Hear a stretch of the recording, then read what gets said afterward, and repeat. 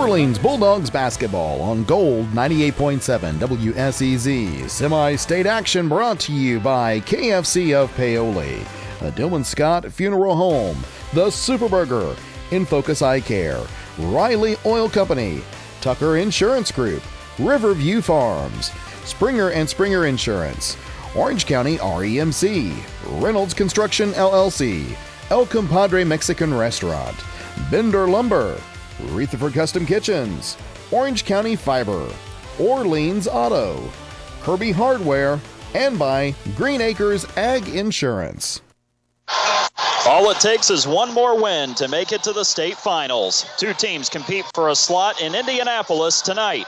We welcome you to our high school boys basketball broadcast as part of the 115th IHSAA Boys Basketball State Tournament here on Gold 98.7 and 1560 WSEZ, streaming online at WSEZ987.com or on your Alexa device. We welcome you to our pregame show. We hope you're having a great Saturday. Alongside Dave Dedrick, I'm David Deaton. We thank you for tuning into our broadcast tonight for the Class A South Semi-State Championship game as the Class A number 4 Orleans Bulldogs at 23-4 will square off with the Class A number 1 Clay City Eels at 26-1 in the Class A South Semi-State Championship here at Lloyd Scott Gymnasium on the campus of Seymour High School here in the city of Seymour. Well, Dave, the Eels right now have the second longest winning streak in the entire state of Indiana. They've won 25 in a row since a 1-1 start, losing to Northview on December 7th. And as we saw earlier today, a veteran team that knows how to find a way to win this time of the year, and that's what they had to do against Liberty Christian earlier today. To say they're on a roll is an understatement. You're right, David. They come in with a hot hand, but anytime you get to this level of state tournament play, everybody is playing well and on a roll. The Dogs as well, and they hope to carry that over. You're right. Earlier today, the number 1 team in Clay City, they had a tough battle with a team from Liberty Christian that played that unorthodox, up and down, pressure you in your face all over the court. This was a game that was tied early on, but then Clay City got the lead, kept the lead throughout the entire game. Liberty Christian made a little bit of a run at them, and a game in that second half that really got rugged with 20 fouls called in the third quarter alone. And in that third quarter and for the fourth quarter as well, you know, it was a free throw shooting contest. And for this team from Clay City, they did what they had to do as they went to the line 37 times and hit 27 of them. And that sealed the deal for them with that 63-55 win over Liberty Christian. While for the Dogs, well, it was a tussle in game number 1.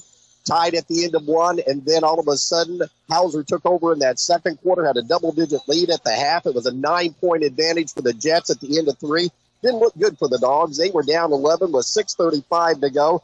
Finally, though, over the final 3:02, Orleans closed it out with a 13-4 run to end up winning that game 69-67 on a huge second half from their shooting star, Rylan Crocker. Yeah, Crocker certainly was the leader earlier today. Alex DeWitt had 20 points as well. He got 11 points from Bryce Jones. Nolan Robbins, kind of the young son hero in a way, with 8 points in that game and made some big stops. Orleans did what they did at the end, David. That was lockdown defensively, and especially the last 4 minutes. That it was. The Dogs had to go to some zone to slow down the Jets. But when it came down to crunch time, David, they went back to what got them here. That's their staple. That's the man-to-man. And a good defensive team that the Dogs are, there will face another good defensive team in the number 1 Clay City Eels tonight. The Dogs took down number 2 this afternoon. They'll try and take down number 1 tonight. That they will. And Clay City, a fantastic ball club. Their 6'5" senior forward, Ethan Edwards, leads them in scoring, averaging 14.7 points. He's also their leading rebounder at 9 boards per contest. Should be a fun one tonight here in the semi-state championship in Class A at Seymour. I had the chance to talk to Clay City head coach Chris Ames. Dave talked to Orleans head coach Tom Bradley. You'll hear from both head coaches on the other side of this break as we continue along with our WSEZ pregame show. You're listening to Orleans Bulldogs basketball in the Class A South Semi-State Championship on Gold 98.7 WSEZ. Satisfy your cravings with KFC's world-famous fried chicken. What began from a humble service station in Corbin, Kentucky now includes over 24,000 KFC outlets in more than 145 countries and territories around the world. It's real meals made the hard way. Now you can enjoy their world-famous fried chicken in a variety of ways, from buckets to meal deals, sides, and desserts. Stop by the KFC at 925 North Gospel Street in Paoli. It's finger-licking good. When you suffer the loss of a loved one, you can count on the Dillman Scott Funeral Home in Paoli. They have a 55-year history of serving the needs of families in Orange and surrounding counties. They provide only the best professional services in the most compassionate manner to care for you during this difficult time. You can always count on the Dillman Scott Funeral Home, as generations of families have done for many years. Call 812-723-2276 today. We're here when you need us the most. Dillman Scott Funeral Home in Paoli. Get ready for a taste explosion at the Super Burger in Paoli, home of the Triple Nuke, the burger that takes flavor to a whole new level. But that's not all. They now proudly claim the title of second best burger in Indiana. Sizzle into satisfaction with their mouth-watering patties made with locally raised 90% lean grass-fed beef with fresh ingredients that'll leave your taste buds begging for more. The Super Burger, where every bite is a journey of culinary delight. Swing by today and discover why they are the talk of the town. The Super Burger, West Main Street in Paoli, where the Triple Nuke reigns supreme and the taste is legendary. We continue with our WSEZ pregame show here on Gold 98.7 WSEZ. Orleans getting set to take on Clay City in the Class A South Semi-State Championship here at Seymour tonight. And joining us now is Clay City head coach Chris Ames as the Eels get ready to take on the Bulldogs. We'll get to that matchup here momentarily, but Coach Ames, for our listeners who may not be familiar with Clay City and your program at Clay City, kind of tell us what it's been like going through this season and this journey to this point. For your listeners out there, it's been a dream season. These kids we have 10 seniors. We play a sophomore and a junior with them, and I teach elementary at Clay City, and I've had every one of them. And probably the thing I'm proud most of is they're from Clay City, probably a lot like Orleans. Getting to tonight, really, it's, for Southern Indiana basketball, we look at the Lagodes of the world, the Orleans of the world, and the Barries, and, try to emulate some of the things that they do because they've been so successful throughout the years.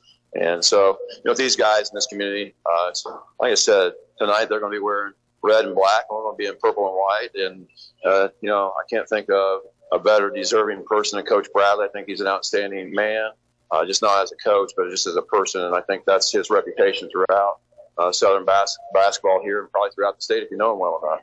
And, of course, you guys play a very tough schedule in the Wabash Valley around Terre Haute, and you guys have been on quite a roll here throughout the season. And it looks like, Coach, it starts with the defensive end for you all at Clay City. For a 1A school, we got a little bit of length, more than we've ever had. We have usually four guys out there for 6'2" to 6'4", and they may play a little bit longer than that with some reach. And that's, as they always say, defense travels, defense keeps you in games, and that sure has been the case this year. And, even those tough games that we've had, we've been able to get stops. And, today we got some stops late. That was just huge for us. And, we try to rotate things around. We'll play a lot of multiple defenses throughout the evening and see which one sticks best. And hopefully it gets us, a win at the end of the day. Well, you mentioned 10 seniors, so you have quite a few leaders on this team, the way it sounds. So who do you look to primarily for leadership on your team?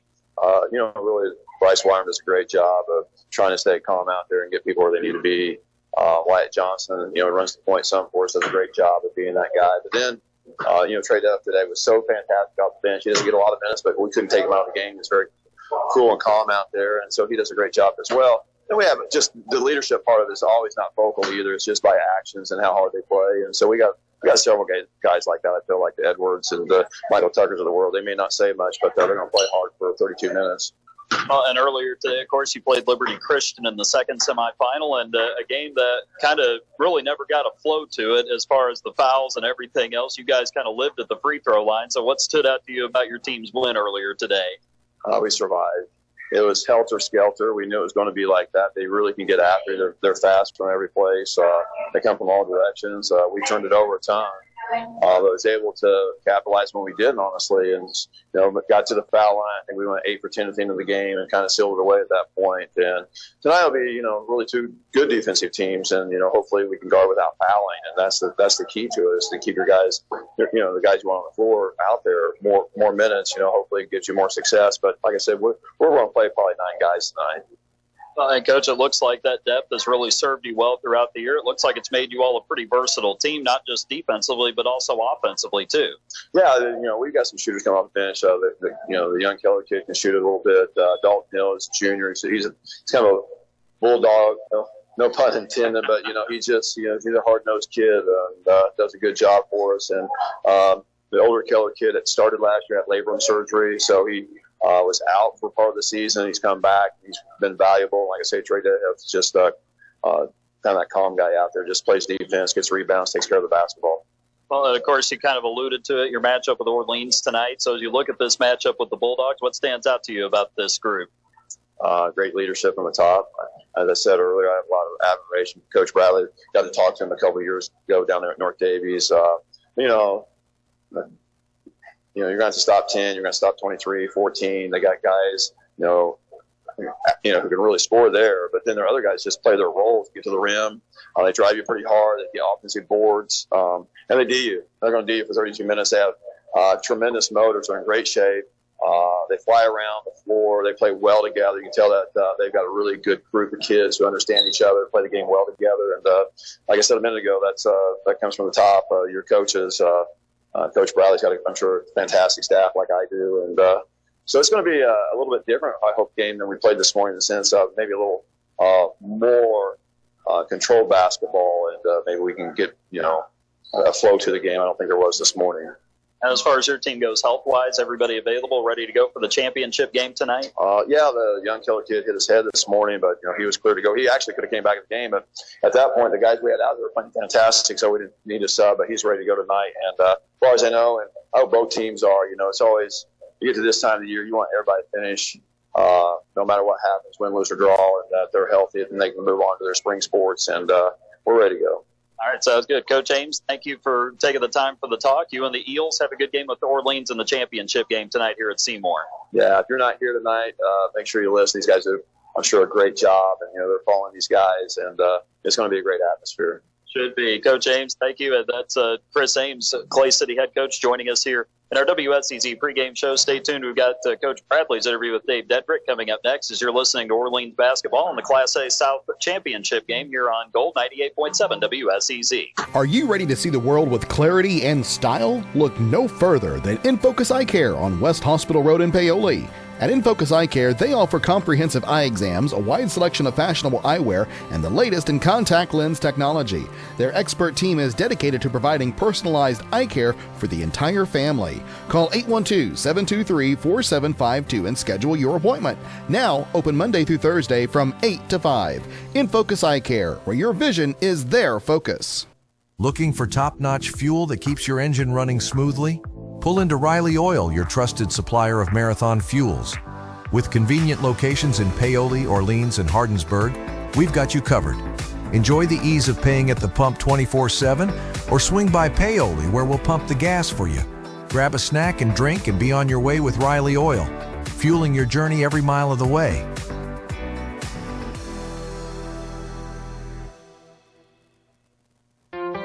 Looking for insurance to fit your life? At Tucker Insurance Group, we offer a broad range of quality insurance products at competitive prices. As an independent agency, we're dedicated to providing personalized service to every customer. Whether it's home, auto, life, or business insurance, Tracy Tucker and Tyler Atchison are here to guide you through the process, giving you the service and care you deserve. Tucker Insurance Group, where your protection is our priority. Call 812-913-9095 and let us help you secure your future.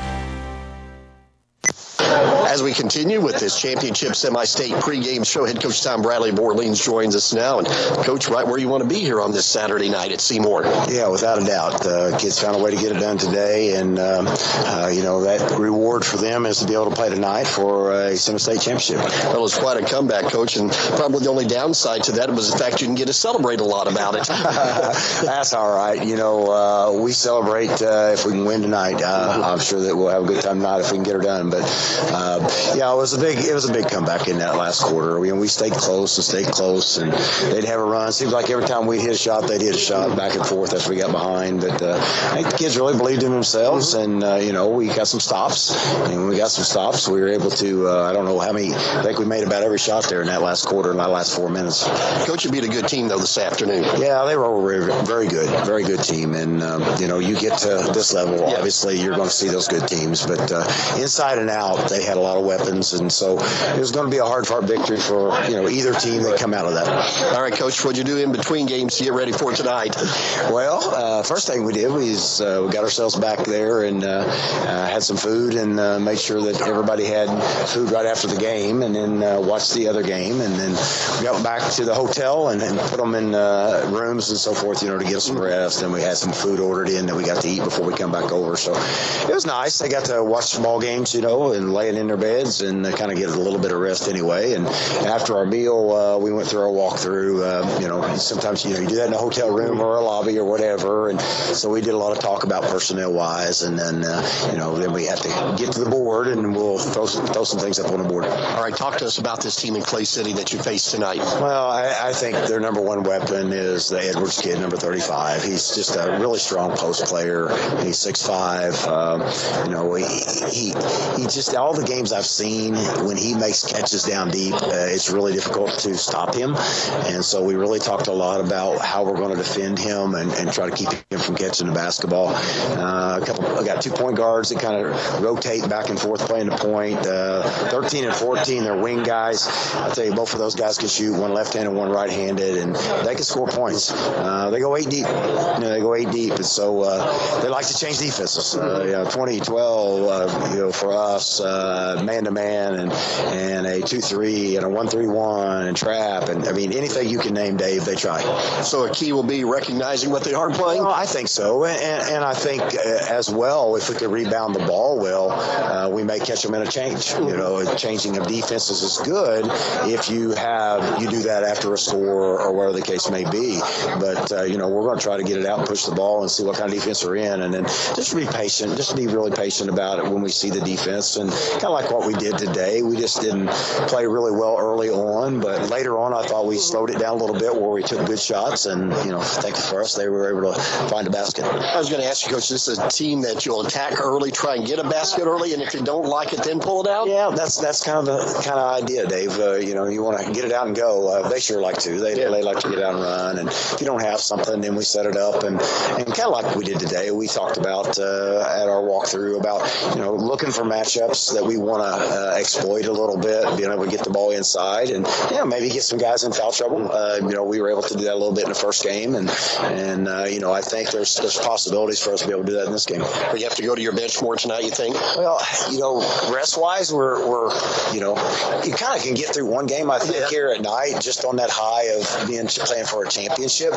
But we probably will try to rotate just a little bit more if possible. What's your message to your team as you send them out tonight, Tom?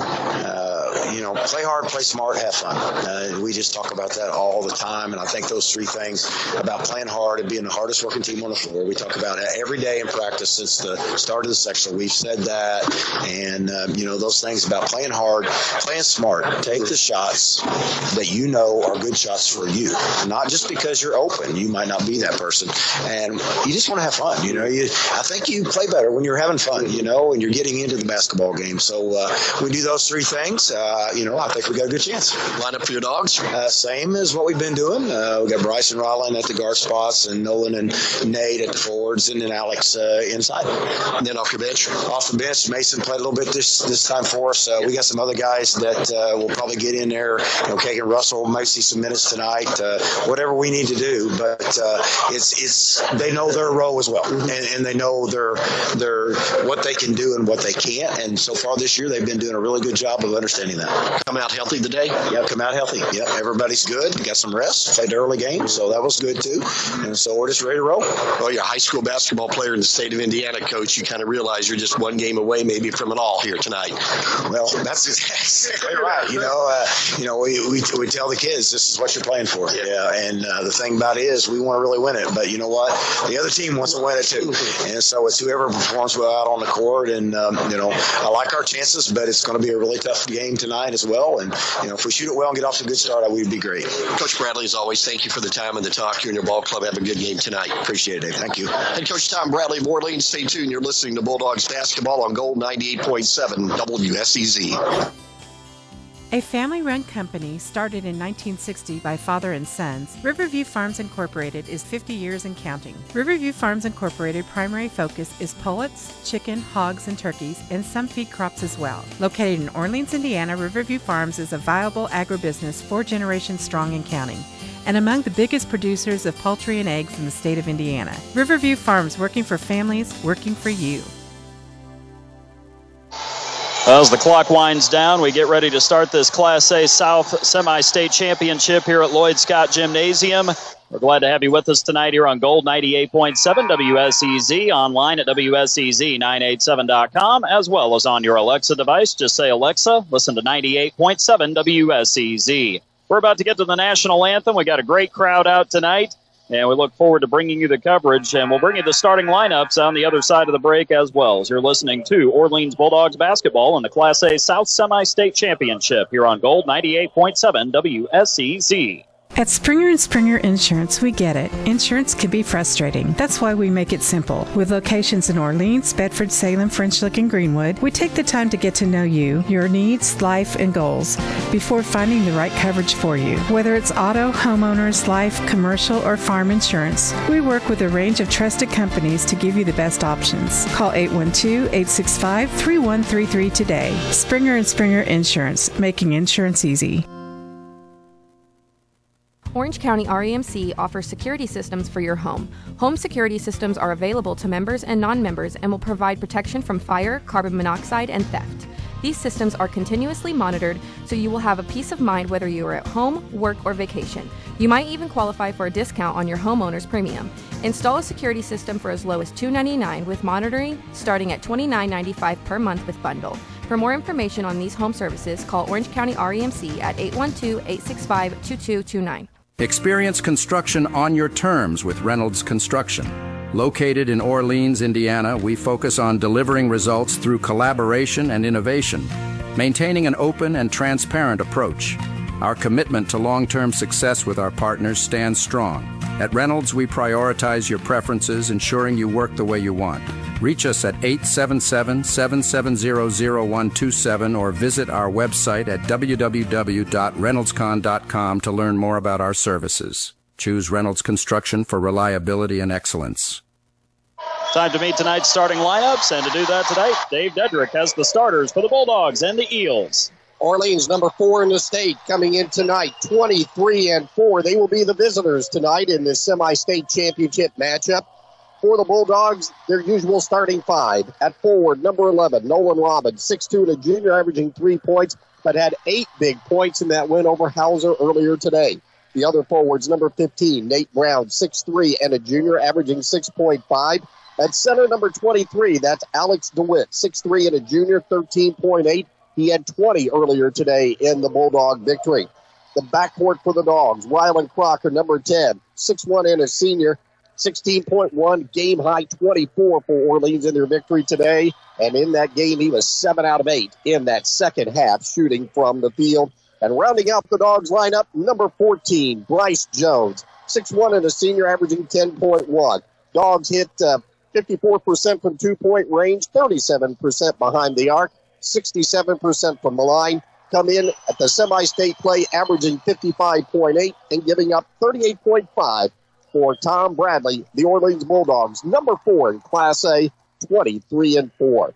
The challenge tonight is the number 1 team in Clay City. 26-1 are the Eels entering this championship game. And again, they got here with a 63-55 win over Liberty Christian earlier today. At forward, their lineup, number 13, Mason Camp, 6'4", and a senior. A 3-forward lineup, number 35, Ethan Edwards, their leading scorer at 14.7. He's 6'5", and a senior. Up front as well, number 44, Michael Tucker, 6'3", and a senior, averaging 9.5. The guards, number 3, Wyatt Johnson, 5'11", and a senior.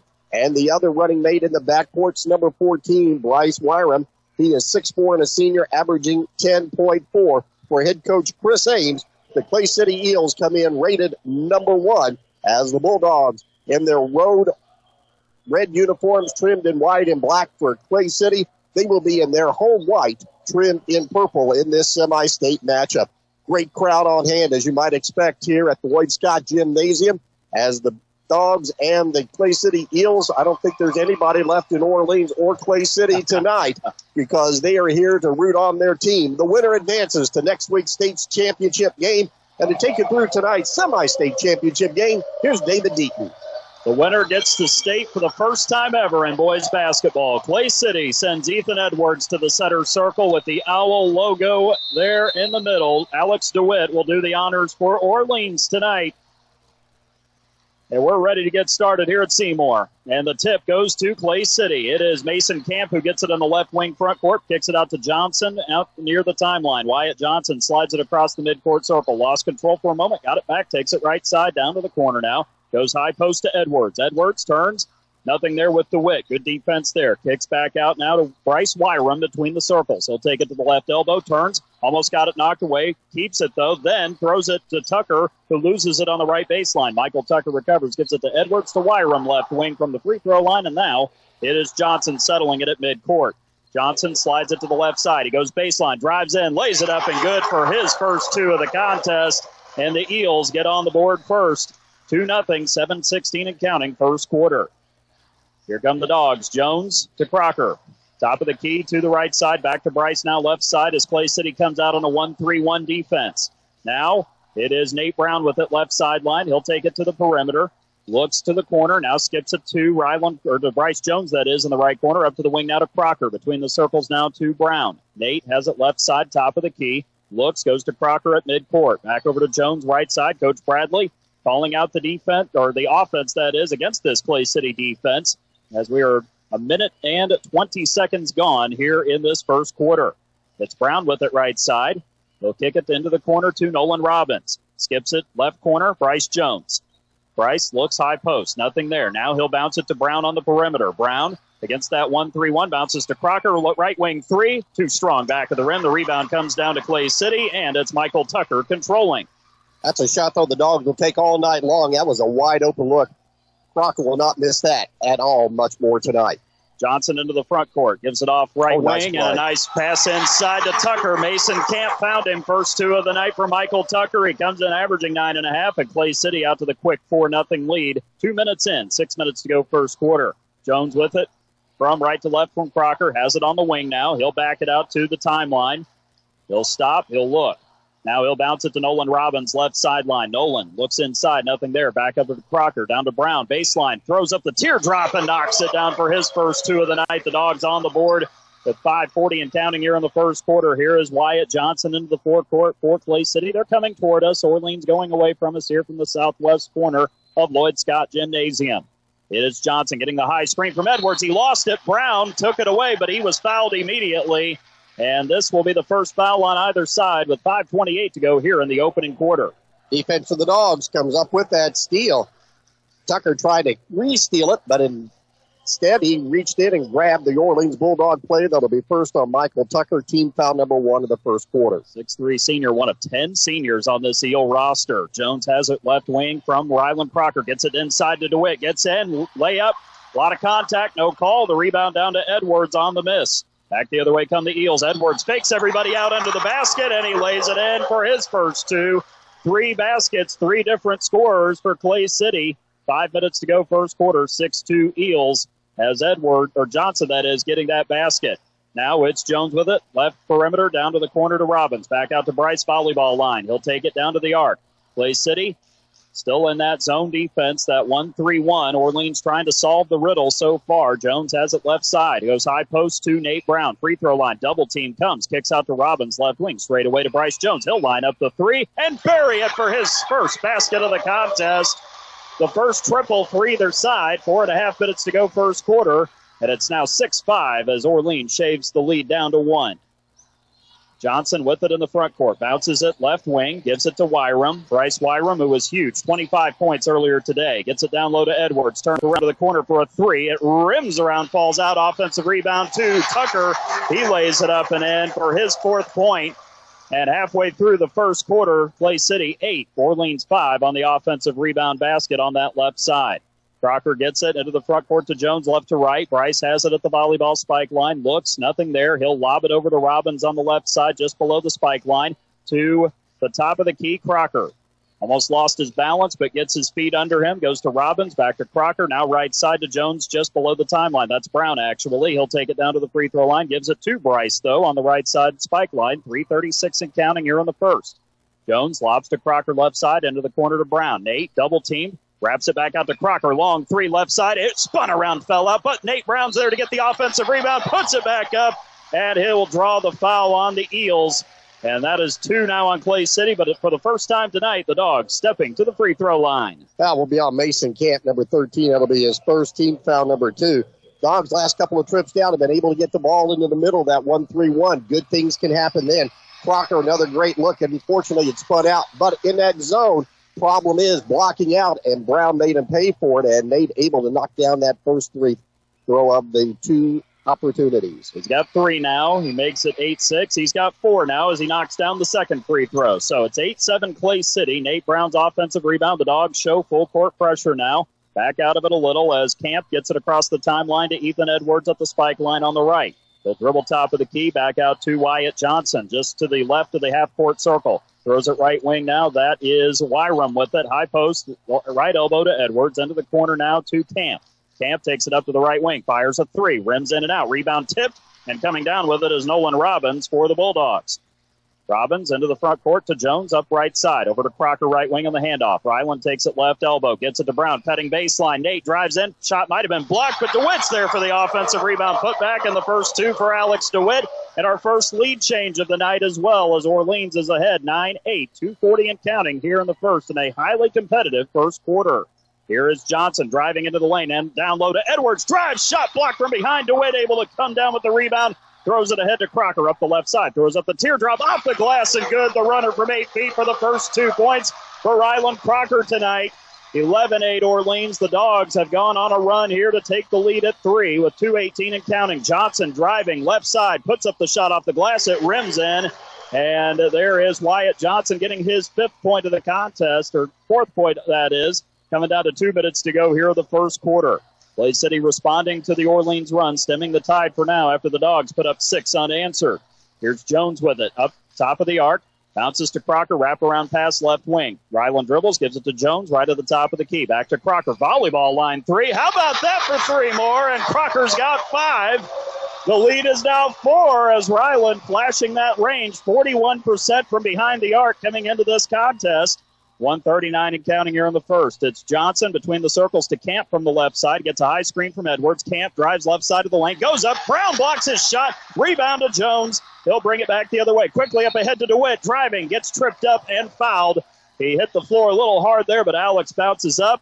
He's limping a little bit coming up, but it looks like he'll be okay with 1:28 to go first quarter, and the Eels starting to get a little bit of foul trouble as far as their team goes. Bryce Wyrum's first personal foul, team foul number 3. The Dogs are looking to run in transition. Got ahead of the pack, and Alex DeWitt at the line looking for his 3rd point of the night. First free throw off the front of the rim. He's been shooting much better at the stripe throughout the season. He is 66%. That was what he was coming into the semi-state. He'll have one more chance here.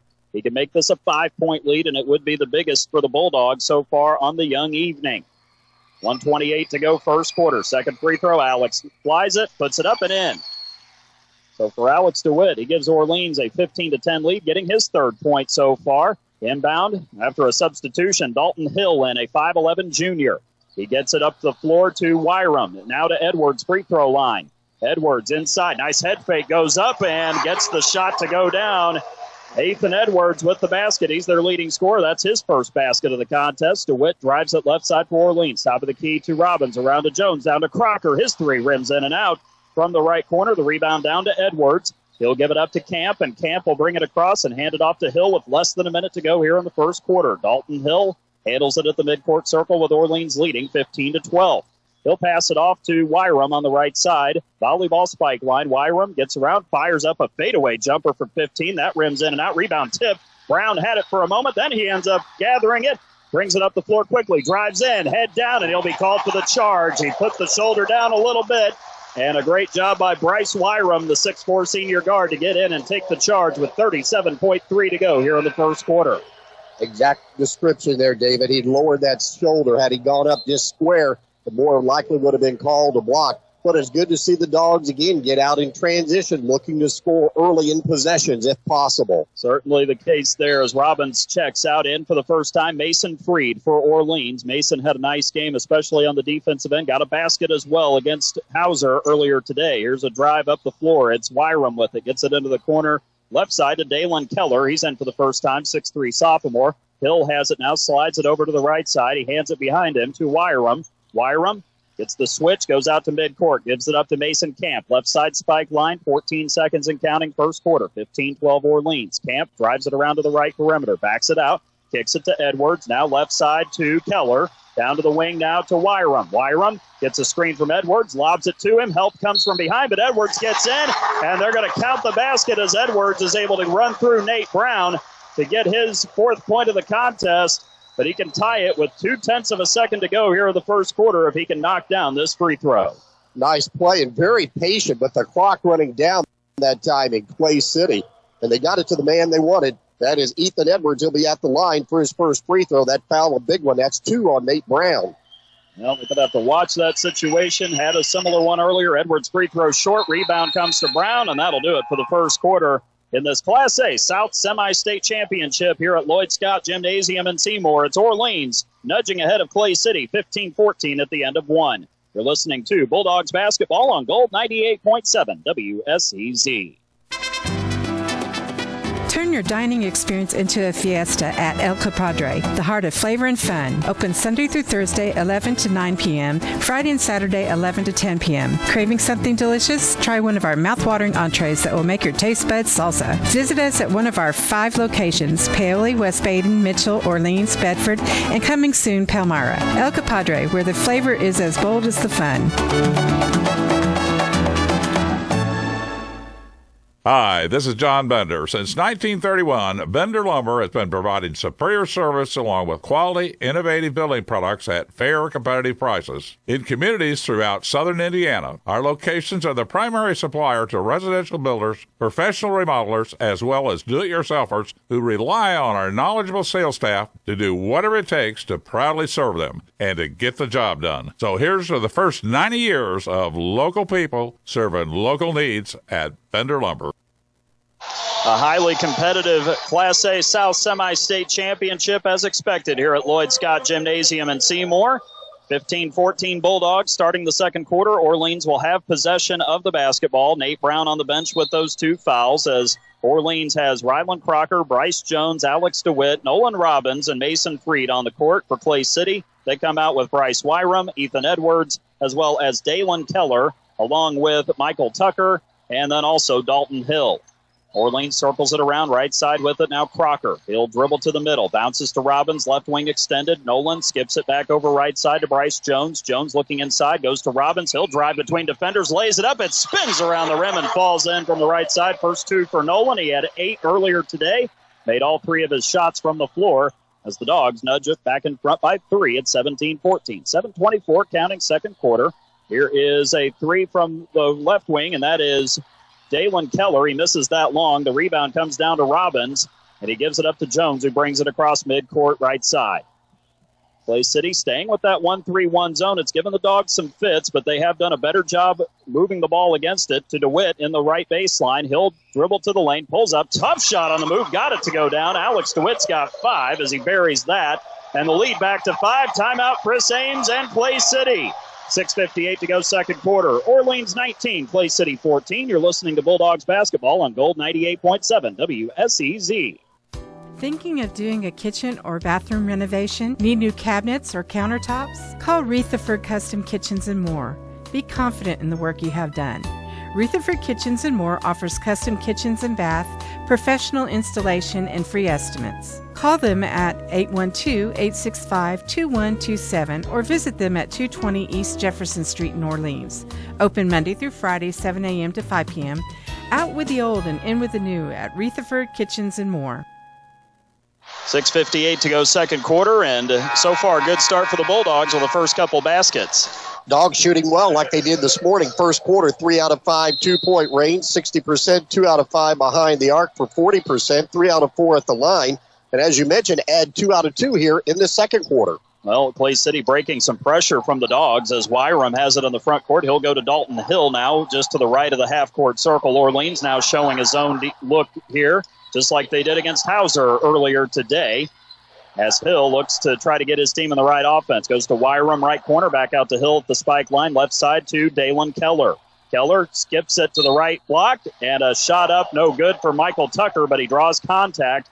And Tucker will step to the free throw line, the 6'3 senior, third on the team in scoring, averaging 9.5 points per game. Nice diagonal pass to get the ball down low to Tucker.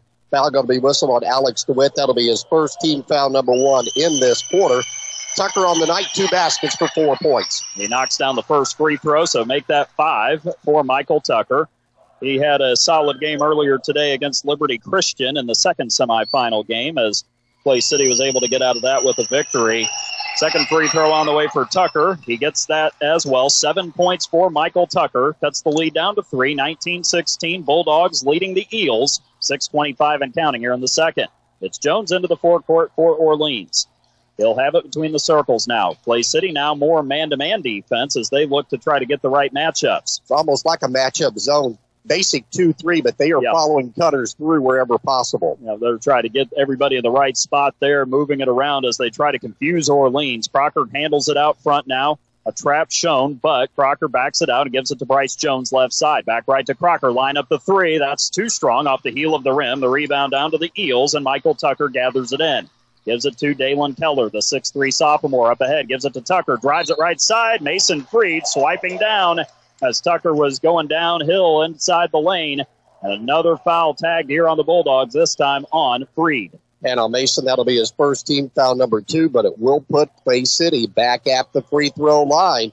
The Eels were 0 for 1 in the first quarter, but 2 out of 2 so far here in this second quarter of play. Tucker was at the line just a few seconds ago. He knocks in that first attempt. That's now 6 for Michael Tucker. 5:48 to go in the second. The lead has been trimmed back to 2. Dalton Hill checks out. Back in as Wyatt Johnson, the 5'11 senior for the Clay City Eels. Ethan Edwards also out there along with Tucker, Wyram, and also Keller. And the second free throw rims around off the front, the back, and the back again and goes in. 19-18 as Tucker gets those 2 to go down. And he makes it a 1-point lead with 5:40 left here in the second. Here's Jones pulling up left elbow jumper. He gets that one to go down. Bryce knocks it in for his 5th point. Here comes Clay City. Wyram into the front court quickly right side. Stops along the sideline, goes to Johnson above the half-court circle on the right. 5.5 minutes to go, second quarter. Johnson slides it over toward the sideline, drives in, gets into traffic, kicks it out for a 3. The lefty firing, Wyram rimming in and out. The rebound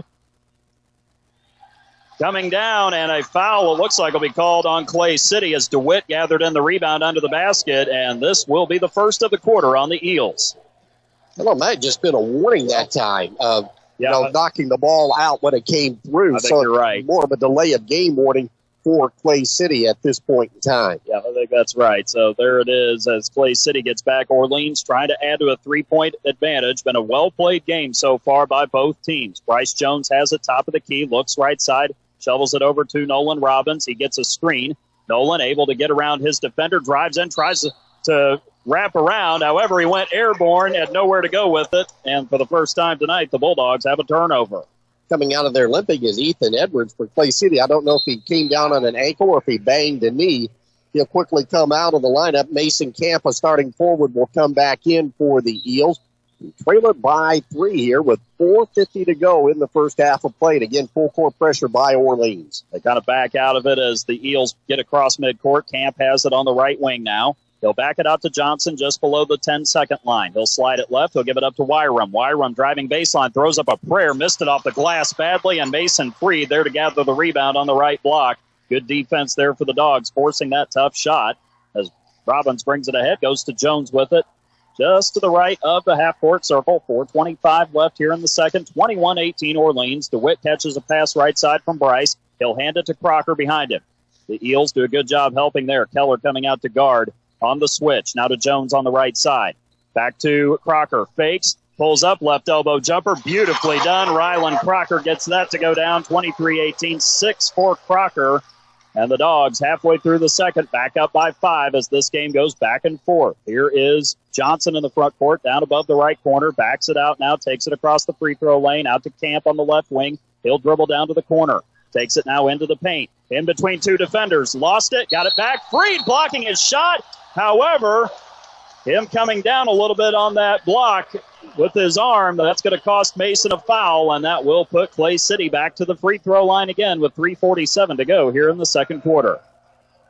Mason's going to catch a break because they're going to call this one on Bryce Jones on the help defense underneath, and it's going to be the first on Bryce, team foul number 3. Yeah, that is huge because Mason already has one foul as it is, but that free throw rims out for Mason Camp. He'll have another shot coming. Clay City, 27 of 37. They basically lived at the free throw line in the second half of that game against Liberty Christian earlier. The second one rims out. Rebound fought for, still loose. Dalen Keller had it for a moment. Then Robbins ties him up on the left baseline as the ball caromed all over. Clay City has the possession arrow, so they'll keep it.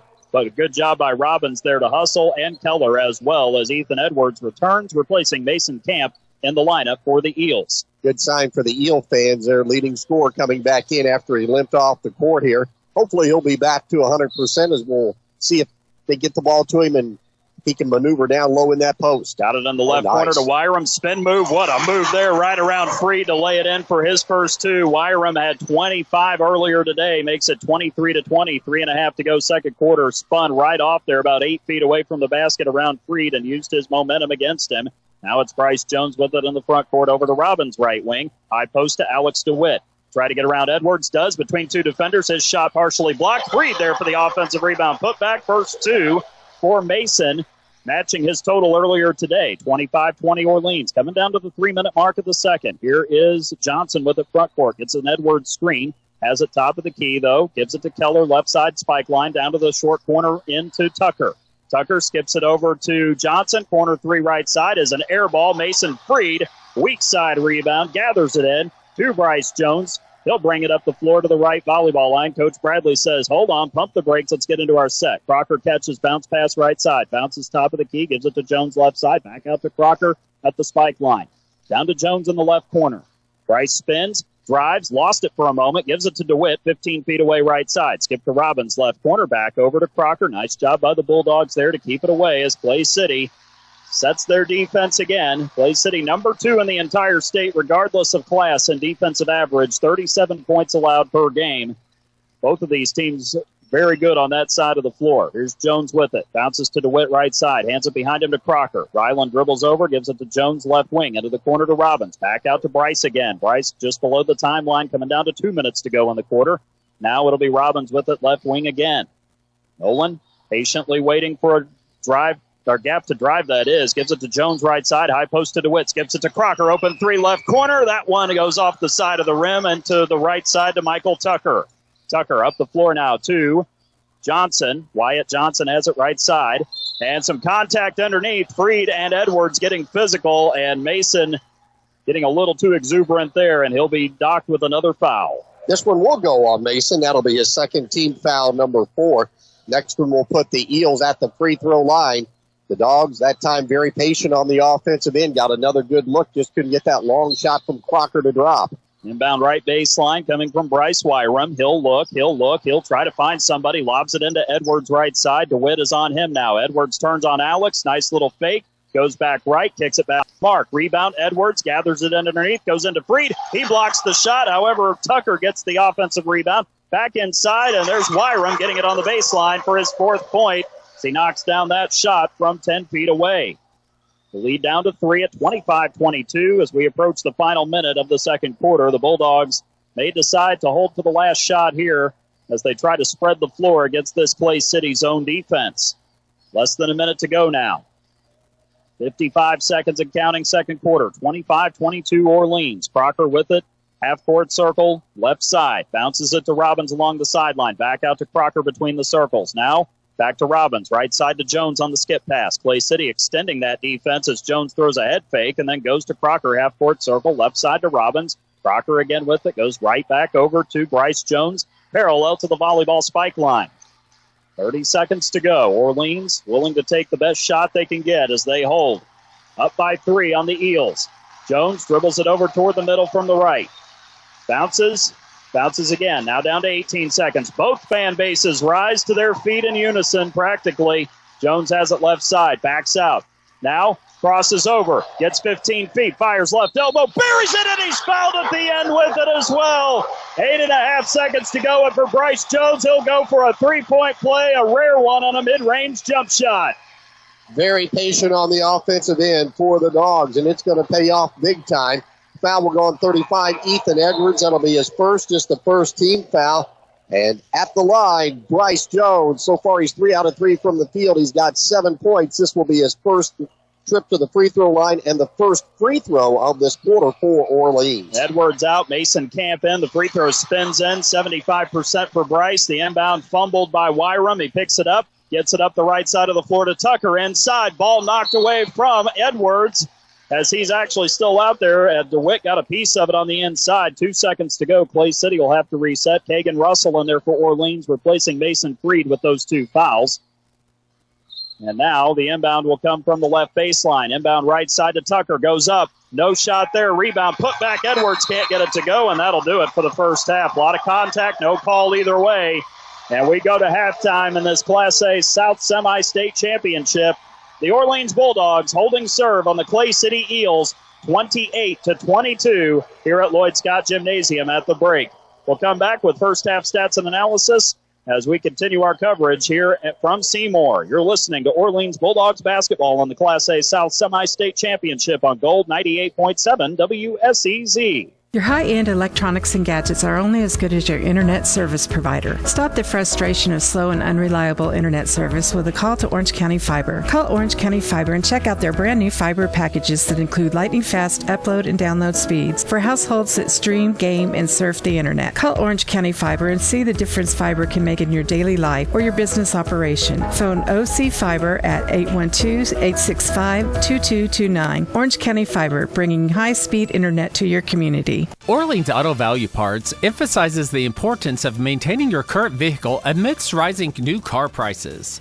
They are your local auto value dealer offering affordable, high-quality auto parts with reliable service. They stock Deca and Interstate batteries, custom-make hoses, and provide paint mixing services to match any vehicle color on the road. Visit them at 153 West Washington Street in Orleans or reach out by phone at 812-865-4444. Well, it's been a thriller so far here at Lloyd Scott Gymnasium, a great facility hosting this Class A South Semi-State Championship, and so far it has been a heck of a good contest. Orleans is ahead 28-22, but as we know, no lead is completely safe here in this building. As we learned earlier today, Orleans had to come back from 12 points down to beat Hauser. Clay City had to hold off a couple of furious rallies from Liberty Christian to hold on to win that game. So certainly a well-played game. And both teams going into the locker room here with Orleans up by 6 here at the break. Let's take a look at the scoring here in the first half. Clay City got out to a really nice start. A couple of baskets quickly. Wyatt Johnson with the first basket 44 seconds in to put the Eels on the board 2-0. Following that, it was Michael Tucker getting to the basket with 6:05 to go in the first to give the Eels that 4-0 lead. Orleans got on the board for the first time at the 5:40 mark in the first quarter, as Nate Brown was able to drive in and get a basket for 2 to cut the lead down to 4-2. Clay City would respond with another bucket for Wyatt Johnson to get up 6-2 with 5 minutes to go. But the Bulldogs would go to work from there, would start a 9-2 run that would span from the 5-minute mark all the way to the 2:25 marker there in the first quarter, as Nate Brown was able to get a pair of free throws after a Bryce Jones three-pointer. Alex DeWitt and Rylan Crocker getting baskets to make it 11-8 Orleans with 2:25 to go in that first quarter. Clay City came back, got a basket on a drive. Wyatt Johnson getting into the paint with 2:06 to go, making it 11-10. A Crocker three with 1:46 to go gave the Dogs a 14-10 lead. DeWitt getting to the free throw line shortly thereafter, going 1 of 2 to get the Dogs up to 5, their biggest lead at that point. Clay City got a couple Ethan Edwards baskets to close out the first quarter to trim that deficit to 15-14. But Orleans came back out with the first 2 baskets in the second quarter, as Nolan Robbins was able to knock down an impressive shot from the mid-range. Following that, a DeWitt basket to get the Dogs up into a 19-14 lead, their biggest lead at that juncture, as mentioned. But Clay City worked their way back in, getting to the free throw line. Michael Tucker with 4 free throws at the 6:30 mark, and then 2 at the 6:30 mark, that is, and 2 more at the 5:48 marker to cut the lead down to 19-18. Then it was a Bryce Jones bucket with 5:35 to go in the quarter, put the Dogs back up by 3 at 21-18. The Dogs stretched the lead back out to 5 with a Ryland Crocker basket at 4:05 to go in the quarter. Only for Clay City to come back and go 0 for 2 at the line. Mason Camp missing a pair of free throws with 3:47 left in the half. Clay City would get back on the board shortly thereafter with an offensive rebound. Bryce Wyrum getting a basket from the left baseline to make it 23-20 with 3.5 minutes to go. And then offense was kind of at a premium the rest of the quarter. 3:11 to go, a basket for Mason Freed on the interior, put the lead back up to 5. Nobody scored for almost 2 minutes. Clay City came back with a Bryce Wyrum bucket to make it 25-22. And then Bryce Jones with a mid-range jumper with 8 seconds to go in the quarter from the left elbow, buried the free throw as he was fouled, and it makes it 28-22 Orleans here in this first half of play. No ties, 1 lead change. That is all we have seen so far in this Class A South Semi-State Championship game here from Seymour. Rebounding so far, pretty close. Orleans has 12 total rebounds, 3 of those on the offensive glass. Clay City has gathered 9 rebounds. 4 of those have been on the offensive side. And both teams have only turned it over 1 time so far in the first half. Both teams great on ball security as Orleans holds a 28-22 lead here at the break. Come back and we'll look at first half scoring for both teams. You're listening to Orleans Bulldogs basketball here on Gold 98.7 WSEZ. Kirby Hardware has been helping the residents of Orleans keep their homes and farms running smoothly since 1953. Kirby Hardware carries a full line of GE appliances, hardware items, household items, lawn and garden supplies, paint, and a full line of plumbing, all with the knowledge to get you what you need to do the job right the first time. Kirby Hardware open Monday through Friday, 7 a.m. till 5:30 p.m. and Saturday, 7 till 2. Phone them at 812-865-2510. Kirby Hardware at 206 East Jefferson Street. Farmers, ensure your peace of mind with Green Acres Ag Insurance in Hardensburg, Indiana. Weather, markets, and unexpected events can hit your operation hard. Protect your crops and livestock from financial losses with the right insurance program. CJ Fleener is your local expert, ready to customize a policy just for you. Don't leave your future to chance. Call CJ Fleener at 812-797-2073 today for reliable coverage and secure your farm's future. Green Acres Ag Insurance, Hardensburg, Indiana. Your crops, your livestock, our protection. This agency is an equal opportunity provider. Dogs halfway home in this championship game, leading at 28-22 at halftime. Good shooting again by the Dogs here this evening. 3 out of 5 in the first quarter from 2-point range. Back that up, going 6 out of 7 in the second quarter. 9 out of 12, 75% inside the arc. A bit of a struggle behind the arc so far. 2 out of 5 in the first quarter, 0 for 2 in the second, and 2 out of 7 here at the half for 29%. Free throw shooting, the Dogs knocked down 3 out of 4 in the first quarter, 1 out of 1 in the second, 4 out of 5 here at the half for 80%. Clay City came out shooting well, 7 out of 10 in the first quarter, 70%, but fell off to 2 out of 9 in the second quarter for 22%. At the half, 9 out of 19 for 47%. The Eels were 0 out of 2 behind the arc in both quarters, 0 for 4 here at the half. Clay City 0 for 1 in the first quarter at the line, hit 4 out of 6 in the second period, 4 out of 7 here at the half for 57%. Dogs on top, 28-22. You're listening to Bulldogs basketball on Gold 98.7 WSEZ. When you suffer the loss of a loved one, you can count on the Dillman Scott Funeral Home in Paoli. They have a 55-year history of serving the needs of families in Orange and surrounding counties. They provide only the best professional services in the most compassionate manner to care for you during this difficult time. You can always count on the Dillman Scott Funeral Home, as generations of families have done for many years. Call 812-723-2276 today. We're here when you need us the most. Dillman Scott Funeral Home in Paoli. Get ready for a taste explosion at the Super Burger in Paoli, home of the Triple Nuke, the burger that takes flavor to a whole new level. But that's not all. They now proudly claim the title of second best burger in Indiana. Sizzle into satisfaction with their mouth-watering patties made with locally raised 90% lean grass-fed beef with fresh ingredients that'll leave your taste buds begging for more. The Super Burger, where every bite is a journey of culinary delight. Swing by today and discover why they are the talk of the town. The Super Burger, West Main Street in Paoli, where the Triple Nuke reigns supreme and the taste is legendary. Good balanced scoring in the first half for Orleans. Bryce Jones, a big game, 8 here at the half. Ryland Crocker with 7, 5 for Alex DeWitt. 4 for Nate Brown, 2 for Nolan Robbins, and 2 for Mason Freed. Kagan Russell saw action but did not score. Clay City led by Michael Tucker with 8 points at the half. Wyatt Johnson with 6, 4 apiece for Ethan Edwards and Bryce Wyram. And then Mason Camp started but did not score. Dalen Keller off the bench along with Dalton Hill. They also did not score. It was 15-14. The Dogs on top at the end of one, outscoring the Eels 13-8 in that second period. Orleans leads it 28-22 heading into the second half of action, with the Dogs getting possession first in the third quarter of play.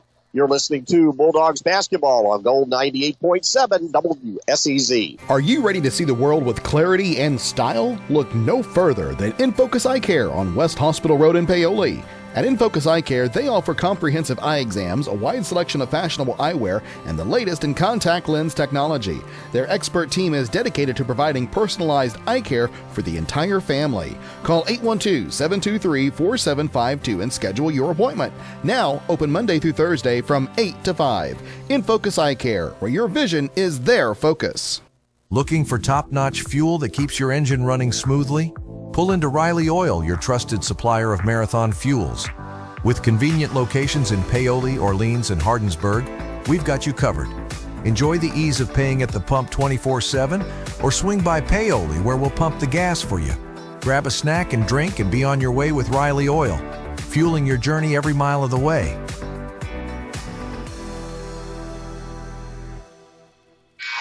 Third quarter about to get started here at Lloyd Scott Gymnasium. Orleans leading 28-22 over Clay City. As Dave mentioned, the Dogs will start with the basketball here in the second half, and second quarter was good to the Bulldogs. They'll have to try to keep that going here in the second half. That they will. All right. Quick rundown on fouls, David. Nate Brown with 2, Mason Freed with 2, no other player with more than 1. Clay City, no foul trouble. In fact, they only committed 14 fouls in that first half of play. Shows you the defensive prowess this Eels team has. They are excellent on that side. Orleans, though, executing well as Crocker gets the inbound. Orleans coming toward us from the southwest corner here at Lloyd Scott Gymnasium. Clay City going away from us. DeWitt gets it short corner left side, and as he does, he's in a triple team, and there's going to be a foul whistled on Clay City. Mentioned they only got 4 fouls in the first half. They have a quick one here in the third. Mason Camp, number 13, picks up his second personal foul. Inbound will come left baseline. Nate Brown, who has foul trouble himself. He lobs it into Alex DeWitt, left wing extended, passes it over to Bryce Jones at the half-court circle just to the left. Bryce looking for the offense to run. Goes to Crocker right side, just below the timeline. Nate Brown cuts to the right corner. He'll get the bounce pass from Crocker. Nate takes one dribble. He turns. They'll give it up to Jones right side. Left wing to Crocker. He'll drive baseline, throws up the running teardrop, missed it off the right side of the glass. Edwards had the rebound for a moment. Robbins saves it in, but it ends up going to Camp under the basket, and he almost got it knocked away. Brown almost in jeopardy of picking up that third foul. 7-11 and counting here in the third. Clay City with it for the first time here in the second half. Bryce Wyram between the circles. To Wyatt Johnson, right wing. Straight away now to Ethan Edwards. Over left side to Tucker. Now down to Camp again. Gets it inside to Edwards. Fakes. Goes up a second time. Now decides to dump it out to the right side, and that's Johnson with it. Takes it top of the key. Camp has it left side spike line. Back inside to Edwards on the reset. Leans in. Gets the shot off the glass. It rolls around the rim. Alex DeWitt with his hands in the air, surprised, and he will be called for the personal as Edwards looks for the three-point play. And just before that, when Edwards got the basketball, looked like he was limping on that leg that he injured in the first half of play, but stayed in there strong, and now he'll have an opportunity to cut into this lead and possibly get it down to 3. He just did that with the free throw, so Edwards is able to get that to go down. He's got 7. 28-25 Orleans, 6:40 left here in the third. Brown gets it from Jones, circles it left side to Crocker, corner 3 on the way. Yes! Rylan Crocker bangs that home. He's got 10. 6.5 to go here in the third. Orleans ties their biggest advantage at 6. Here come the Eels now. It'll be Johnson across midcourt, walking it up, gives it to Wyram on the left side. Wyram takes it to the free throw lane, lobs it over to the right wing now to Mason Camp. Looks baseline, gives it up to Tucker, drives in. They're going to wave off the shot. The foul will be called on the floor. The Bulldogs will get tagged with another personal here with 6:15 to go here in the third. Thought he might have stepped out of bounds, but the official said no. Rylan Crocker on the reach in. That'll be the first on Rylan, team foul number 2. And the inbound from the right baseline into Camp in the lane. He spins on DeWitt. Tough little layup. Missed it. Edwards gets the offensive rebound, sticks it back up and in for his 9th point of the contest. And with that, Clay City cuts the lead back to 4. 2 minutes into the third quarter. 31-27 Bulldogs. Jones jaunts across midcourt. They'll take it to the left side now onto the perimeter. DeWitt there to set the screen. Bryce dribbles. Look for the pick and roll. Not there. Gives it out to Brown. Corner 3 right side. How about that for Nate Brown? Burying the tray. That is his 6th point already. And Orleans has taken the lead up to 7. Now the biggest lead of the contest. 5.5 to go here in the third. It's Johnson with it in the forecourt. Drops it off for Camp on the left wing. He'll take it to the short corner. Crosses over on Brown. Drives in. Layup short. But a late whistle and contact. Coach Bradley a little beside himself about this one, and that will be another foul on the Dogs. Rylan Crocker going to be issued his 2nd foul very quickly here. That'll be team foul number 3. That will put Mason Camp at the line. He has yet to score, and he is 0 for 2 at the free throw line. Missed those late in the second quarter there for Clay City. His first one, he eyes it, he puts it in the air, and he got it. The student section behind the backboard friendly to him this time as he scores his first point of the contest. Cuts the lead back to 34-28 with 5:28 to go here in the third period of play. Camp eyes the second, flies it, and knocks it in. Looks a lot better on those 2 free throws as the Dogs' lead has been cut back to 5. The inbound from Crocker to Bryce Jones. Bryce jaunts across the timeline to the left this time. He'll give it up to Crocker on the right. Back to Jones again. 1-3-1 defense for Clay City. Jones looking inside, tried to throw the diagonal pass, but under the basket was Camp to intercept it. Second turnover of the night on Orleans. To Johnson, who brings it up the left side of the floor, has it at the spike line. Now he'll take it out to the midcourt circle. He'll take it to the right side now. Drives. Almost got it knocked away, but recovers. Goes to Edwards, right wing to Wyram, who drives in. Dumps it off for Camp. He'll lay it up and in on the right side. First field goal, but the 4th point for Camp, and Coach Bradley calls a timeout.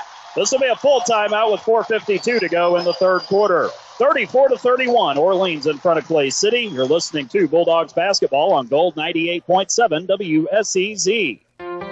Looking for insurance to fit your life? At Tucker Insurance Group, we offer a broad range of quality insurance products at competitive prices. As an independent agency, we're dedicated to providing personalized service to every customer. Whether it's home, auto, life, or business insurance, Tracy Tucker and Tyler Atchison are here to guide you through the process, giving you the service and care you deserve. Tucker Insurance Group, where your protection is our priority. Call 812-913-9095 and let us help you secure your future. A family-run company started in 1960 by father and sons, Riverview Farms Incorporated is 50 years and counting. Riverview Farms Incorporated primary focus is pullets, chicken, hogs, and turkeys, and some feed crops as well. Located in Orleans, Indiana, Riverview Farms is a viable agribusiness 4 generations strong and counting, and among the biggest producers of poultry and eggs in the state of Indiana. Riverview Farms, working for families. Bradley calling a timeout to get the team back on level footing, and Clay City's cut into this deficit, only down by 3 after the Dogs got it out to 7. Reason they're hitting some shots in this third quarter, David. 3 out of 4 from the field and 3 out of 3 at the line. The Dogs, though, they're not bad at all. They're 2 out of 3 in this quarter, and both of those made shots have been 3-pointers, and that's why they've been able to kind of keep Clay City at arm's length here. Big possession. See what the Dogs do out of the timeout. They'll face that zone again, that 1-3-1 for Clay City. Jones has it right side, gave it up to Crocker, got it back from the left side. Jones has it now near the timeline, gives it to Brown now on the right wing. Nate knocked down one of those threes, dribbles near the elbow, lost his dribble, now gives it to Robbins, left side spike line. Nolan will slide it over to the right, now goes back left to Bryce Jones. He'll fake the pass to the corner. He'll go over to Brown on the right side around the defender. Brown dribbles inside the arc. Stops. Got it pass knocked away. Brown recovers in the short corner on the left. Drops it out to Crocker. 3 open left side. It rimmed in and out. Rebound fought for underneath. And a foul is going to be whistled on Bryce Jones. Michael Tucker kind of held him off there on that rebound attempt. But Bryce is going to be tagged with the foul, and that's now 4 of the quarter on the Dogs. 2 on Bryce. Now all of a sudden, Brown, DeWitt, Crocker, Jones, and Freed all have 2 personal fouls. You know, the Dogs got a great look from Rylan Crocker, and that foul occurred right in front of the cheer block for Orleans, and that's needless to say, not a lot of happy fans in the red and black. Johnson with it into the forecourt.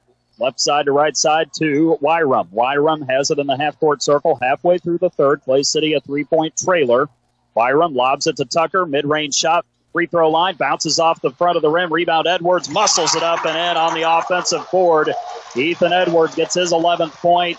And now Clay City on a 6-0 run. 3:43 left here in the third. 34-33 Orleans in front. Jones handles it right side below the timeline. Clay City has constricted that 1-3-1 just a little bit as the Dogs look to get into their zone offense. Lob to Brown, left side spike line. Clay City's crowd rises to its feet. Brown, reach and foul as Camp got just a little too aggressive that time, and he's going to be tagged with the personal here for the Eels. That'll be a big one. That is 3 now on Mason Camp. Team foul number 2. The reason that this is so effective, this 1-3-1, is the length that the Eels have, particularly right across the 1-3 in the middle part from one wing to the middle to the opposite wing. And the Dogs trying to solve this riddle again, just like they did in the first quarter. Brown has it left side. He'll hand it to Crocker behind him. Camp is on that left side. Wyram at the top of the zone. Edwards in the middle. Right side, Tucker. On the low side is Wyatt Johnson. It's Jones with it left wing off the bounce pass from Brown. Nate has it left corner. Skips it to Crocker. However, there's the length. Tucker getting a piece of it out of bounds on the right sideline, but Orleans will keep possession. That was just good scouting there because Clay City knew that diagonal pass was coming and flying over there, Tucker. Unfortunately for him, he ran into Mason Freed trying to get to the basketball, and that knocked him off balance, which meant he only could get a hand on it. Fortunately, the Dogs are able to keep possession. They need a basket. For sure. Camp is out. Zane Keller, the 6'5 senior, in for the first time. He'll take over at the top of that 1-3-1. Wyram moves over to the left side. Jones has it on the right now. He looks, fakes, trying to find somewhere to go with it. Bryce goes to Nate Brown on the left side of the half-court circle. Nate takes it down to the spike line. He looks to the corner, goes to Crocker in the middle now. Crocker slides it to the right, goes baseline to DeWitt, gets around Edwards, tried to go with the awkward shot, couldn't get it to go. And Alex is down, writhing just a little bit in pain as Bryce Wyram was the last to touch it on the left baseline. The Dogs fortunate to keep possession as the sub comes in. Dalen Keller in for Wyatt Johnson. Alex a little upset. He did get undercut there a little bit. When he came down off balance and fell on his hip. Hopefully he'll be all right. Long inbound into the backcourt to Ryland Crocker. He'll bring it back across the timeline left. Ryland dribbles down toward the corner, gets it out to Jones in the middle now. 2.5 minutes to go, third quarter. The lead is only 1 for Orleans. The Dogs haven't scored for a while, looking for points here. Over 3 minutes, David, they have gone cold. Yeah, definitely have. Jones has it top of the key to Crocker, right side. A needed 3. That one's off the heel of the rim, too strong. Rebound tipped, and Mason Freed did not need to do that. Oh, no, it's going to be on Clay City. Freed was out of position, and yet the foul is going to be called on the Eels. And this one is intriguing. The Dogs will keep possession here. Foul goes on Zane Keller, number 24. That'll be his first team foul, number 3. You're exactly right. Everybody in the gymnasium thought that Mason Freed was going to get whistled for that foul, and boy, did the officials fool them with that call. Inbound to DeWitt, short corner left side, drives into Edwards, forces up the shot. He got the friendly roll as it hung on the back of the rim for a moment. That's 7 for Alex, and he makes it 36-33 over 3 minutes without a basket. That drought is over now for the Dogs within 2 minutes to go here in the third quarter. It's Wyram with it in the forecourt right side. He'll get the high ball screen from Edwards. Jones behind him. And a drive and a layup off the glass, off the side of the rim, and Mason Freed swatted down a little bit too much there on Bryce Wyram, who will go to the line to try to tie this up on the foul against the Dogs. Mason Freed, the first Dog with 3 personal fouls. That'll put him over the limit, but it will be a 3-point play opportunity. Wyram starting to heat up now. He has got 6 points. Got 25 earlier today in the win over Liberty Christian. The free throw for the lefty is up. He buries it, and we are tied for the first time tonight at 36 apiece. A minute 45 left in the third. The Clay City fans are on their feet. Same with the sea of red and black to our left. Crocker to Jones. Back to Jones' left side volleyball spike line. Bryce dribbles down to the wing. Fakes. Looks, gets it around to Brown, right side. Nate has it right at the top of the key. Lost his dribble. He'll give it to DeWitt on the right wing now. Alex looking, gets it back out to Nate again above the volleyball line of the minute 22 left. Brown wraps around to Jones' left side. Throws a little fake, backs it out, dribbles around to the middle, gives it over to Crocker right side. Down above the corner to Nate Brown. Takes a dribble, lobs it to Crocker between the circles. Ryland takes it to the left side, slides it down to Jones in the corner. Jones backs it out now. He'll give it to Mason Freed. Right back out to Bryce below the timeline as we come down to the final minute. Bryce across the free throw line. Dribbles out right side. Whips it over to Brown on the left wing. Brown down to DeWitt on the baseline. He got open. He got the ball stripped from him, and it goes off of Dalen Keller, who got a hand in there to knock it away from Alex because he would have had an open layup otherwise. The Dogs on a couple of rotations, David, have been trying to get that lob on the weak side, and that time they found Alex wide open. But what a great play by Keller to strip it away. Dalen and Zane both on the floor. Zane is the elder of the two Kellers. The inbound comes to Jones on the right wing from the left baseline, down to Crocker to Brown. Corner three left side. Yes! Ring it up for three more. Nate Brown's got 10. What a big shot for Nate. 39-36, 35 seconds and counting in the third. It's Clay City with it. It's Dalen Keller giving it up to Bryce Wyrum, left side spike line. He gets a high screen, dribbles around Brown. Down low to Zane Keller. He'll turn on DeWitt. Gets it in the lane. Puts up the one-handed shot. It rimmed around and fell in. First two of the night for Zane Keller, who did not see any time in the first half for the Eels. Orleans up a point. Down to the final 10 seconds. Jones into the forecourt right side. Slides it to the left. Has it below the timeline with 5 seconds. Wrap it around to Crocker on the right. Down to the corner to Brown. Off his knee. 2 seconds. 1 second. Down to Jones. Turnaround shot. Another one. Another buzzer beater for Bryce Jones at the end of the third quarter. 3 in this tournament. And Orleans is up by 3 heading into the fourth quarter off the Bryce Jones buzzer beater. We're headed to an epic fourth quarter on the other side. You're listening to Orleans Bulldogs basketball on Gold 98.7 WSEZ. At Springer & Springer Insurance, we get it. Insurance can be frustrating. That's why we make it simple. With locations in Orleans, Bedford, Salem, French Lick, and Greenwood, we take the time to get to know you, your needs, life, and goals before finding the right coverage for you. Whether it's auto, homeowners, life, commercial, or farm insurance, we work with a range of trusted companies to give you the best options. Call 812-865-3133 today. Springer & Springer Insurance, making insurance easy. Orange County REMC offers security systems for your home. Home security systems are available to members and non-members and will provide protection from fire, carbon monoxide, and theft. These systems are continuously monitored, so you will have a peace of mind whether you are at home, work, or vacation. You might even qualify for a discount on your homeowner's premium. Install a security system for as low as $299 with monitoring, starting at $29.95 per month with bundle. For more information on these home services, call Orange County REMC at 812-865-2229. Bryce Jones registering his 10th point with that mid-range shot from the right wing, 15 feet away. A turnaround right at the buzzer. The third time he has hit a buzzer beater to close out the third quarter. Kid's got a knack for it, and the Bulldogs up 41-38 as we start the fourth quarter. Clay City will begin with possession. They have Bryce Wyrum out on the floor now with Dalen Keller as well as Michael Tucker, in addition to Ethan Edwards and Mason Camp. Left wing with it is Bryce Wyrum. He'll take it down to the paint. Turnaround shot. The lefty knuckleballer gets that one to go down. And for Wyrum, that gives him now 9. Okay, there we go. 41-40. Orleans in front as the Dogs hold on to the 1-point lead now. Bryce with it. He'll give it up to Brown on the right side. Nate has it against that zone. Dribbles closer to the perimeter. Cut off. Lost the ball. Actually might have had it knocked away, but Jones gets it left side just below the timeline. He'll lob it to Crocker on the right side spike line. Crocker over to Jones left side. Fakes the pass to DeWitt left corner. Fakes, backs it out.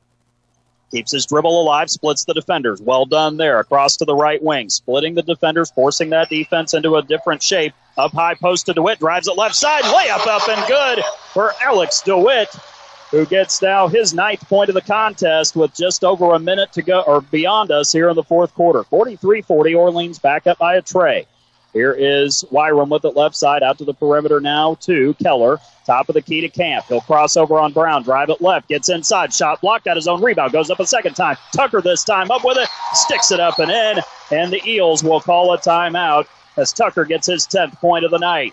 43-42 Orleans, 6:40 to go here in the fourth quarter. You're listening to Bulldogs basketball in the Class A South Semi-State Championship on Gold 98.7 WSEZ. Experience construction on your terms with Reynolds Construction.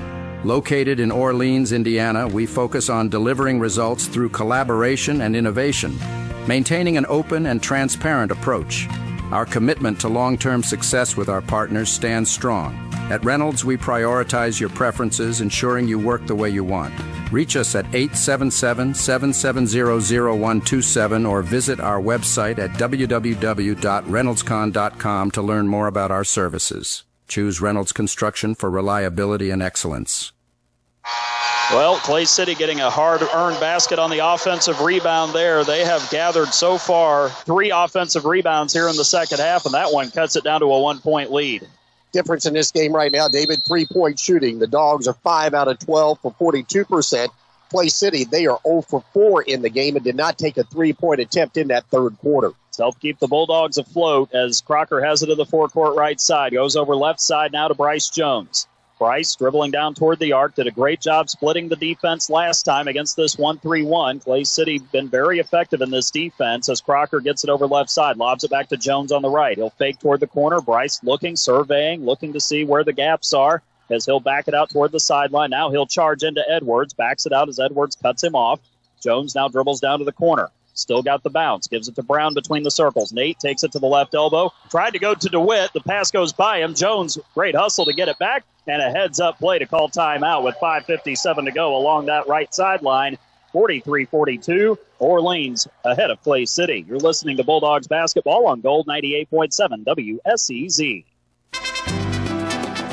Turn your dining experience into a fiesta at El Compadre, the heart of flavor and fun. Open Sunday through Thursday, 11 to 9 p.m., Friday and Saturday, 11 to 10 p.m. Craving something delicious? Try one of our mouth-watering entrees that will make your taste buds salsa. Visit us at one of our 5 locations, Paoli, West Baden, Mitchell, Orleans, Bedford, and coming soon, Palmyra. El Compadre, where the flavor is as bold as the fun. Hi, this is John Bender. Since 1931, Bender Lumber has been providing superior service along with quality, innovative building products at fair, competitive prices. In communities throughout southern Indiana, our locations are the primary supplier to residential builders, professional remodelers, as well as do-it-yourselfers who rely on our knowledgeable sales staff to do whatever it takes to proudly serve them and to get the job done. So here's to the first 90 years of local people serving local needs at Bender Lumber. Orleans calling timeout, got into a little bit of trouble. A pass went awry there, but Bryce Jones able to recover, avoiding the turnover and giving the Dogs a chance to, again, catch their collective breath on the sideline. Those are one of those plays that don't show up in the scorebook but are huge because the Dogs in a tight game able to retain possession of the basketball. And they will inbound it from that right sideline across the way from us. Ryland Crocker into Bryce Jones in the backcourt. Clay City going to stay in that 1-3-1, and why shouldn't they? They have been very effective with it in the second half. Alex DeWitt gets the pass in the right corner. Skips it left wing to Bryce Jones. Fakes, gives it up to Crocker right side. He'll line up the mid-range jumper. Missed it badly off the glass. Rebound, run down. Nate Brown gets it off the tip there at midcourt. Gives it back to Bryce left side. That'll give the Dogs a chance to milk some more clock. Up by a point, 5.5 minutes to go here in the fourth. Top of the key, Brown gives it to Crocker. He'll slide it right to left. Gets along the sideline. Ryland lobs it back over to Bryce Jones on the right side below the timeline. Bryce looking to drive a little bit. Now backs it out to the spike line. Now fakes to Crocker. Lost his dribble. He's got to find somebody open. He'll finally give it off to Crocker left side. Bryce will cut down toward the left corner now as Crocker takes it over to the right side. Ryland holding below the timeline. High post to Brown at the right elbow. Back out to Crocker. Now into the corner to Nolan Robbins. Haven't heard his name for a while. Robbins gets it out top to Crocker. Down to the corner. Brown lines it up. Hesitated on the shot. Missed it short. Rebound tip. Robbins trying to go get it off of Tucker, but Nolan tips it out of bounds left baseline. Clay City gets possession with a chance to take the lead. Brown was so wide open, he couldn't believe it that he actually fumbled the pass, and that got him out of sync, getting to try and step into that jump shot, and had to double clutch just a little bit, got his timing off. And that time, Orleans, they didn't score, but they sure made Clay City play a lot of defense. That they did, as Dalen Keller checks in for Zane Keller for the Eels. He's out there with Wyram, Edwards, Tucker, and Camp, who has it right wing. He'll drive around his defender, Brown. The Dogs switch wide open underneath, though, is a layup for Dalen Keller, the sophomore, getting that for his first 2 of the night. And Clay City's taking the lead at 44-43, their first lead here in the second half. It's Jones with it left side from Crocker. The Eels fans are on their feet now, trying to encourage their Eels on defense. Brown gets it left wing. Nate backs it out now. He's in a trap now, trying to get it out. Coach Bradley trying to call timeout. He gets it just in the nick of time. 4:10 to go here in the fourth quarter. The Eels have nudged ahead of Orleans, 44-43. You're listening to Orleans Bulldogs basketball on Gold 98.7 WSEZ. Thinking of doing a kitchen or bathroom renovation? Need new cabinets or countertops? Call Rutherford Custom Kitchens and More. Be confident in the work you have done. Rutherford Kitchens and More offers custom kitchens and bath, professional installation, and free estimates. Call them at 812-865-2127 or visit them at 220 East Jefferson Street in Orleans. Open Monday through Friday, 7 a.m. to 5 p.m. Out with the old and in with the new at Rutherford Kitchens and More. 98.7 and 1560 WSEZ Paoli. 4:10 to go, fourth quarter, 44-43, Clay City. Orleans with possession, had to call another timeout after Nate Brown got trapped along that timeline on the left side.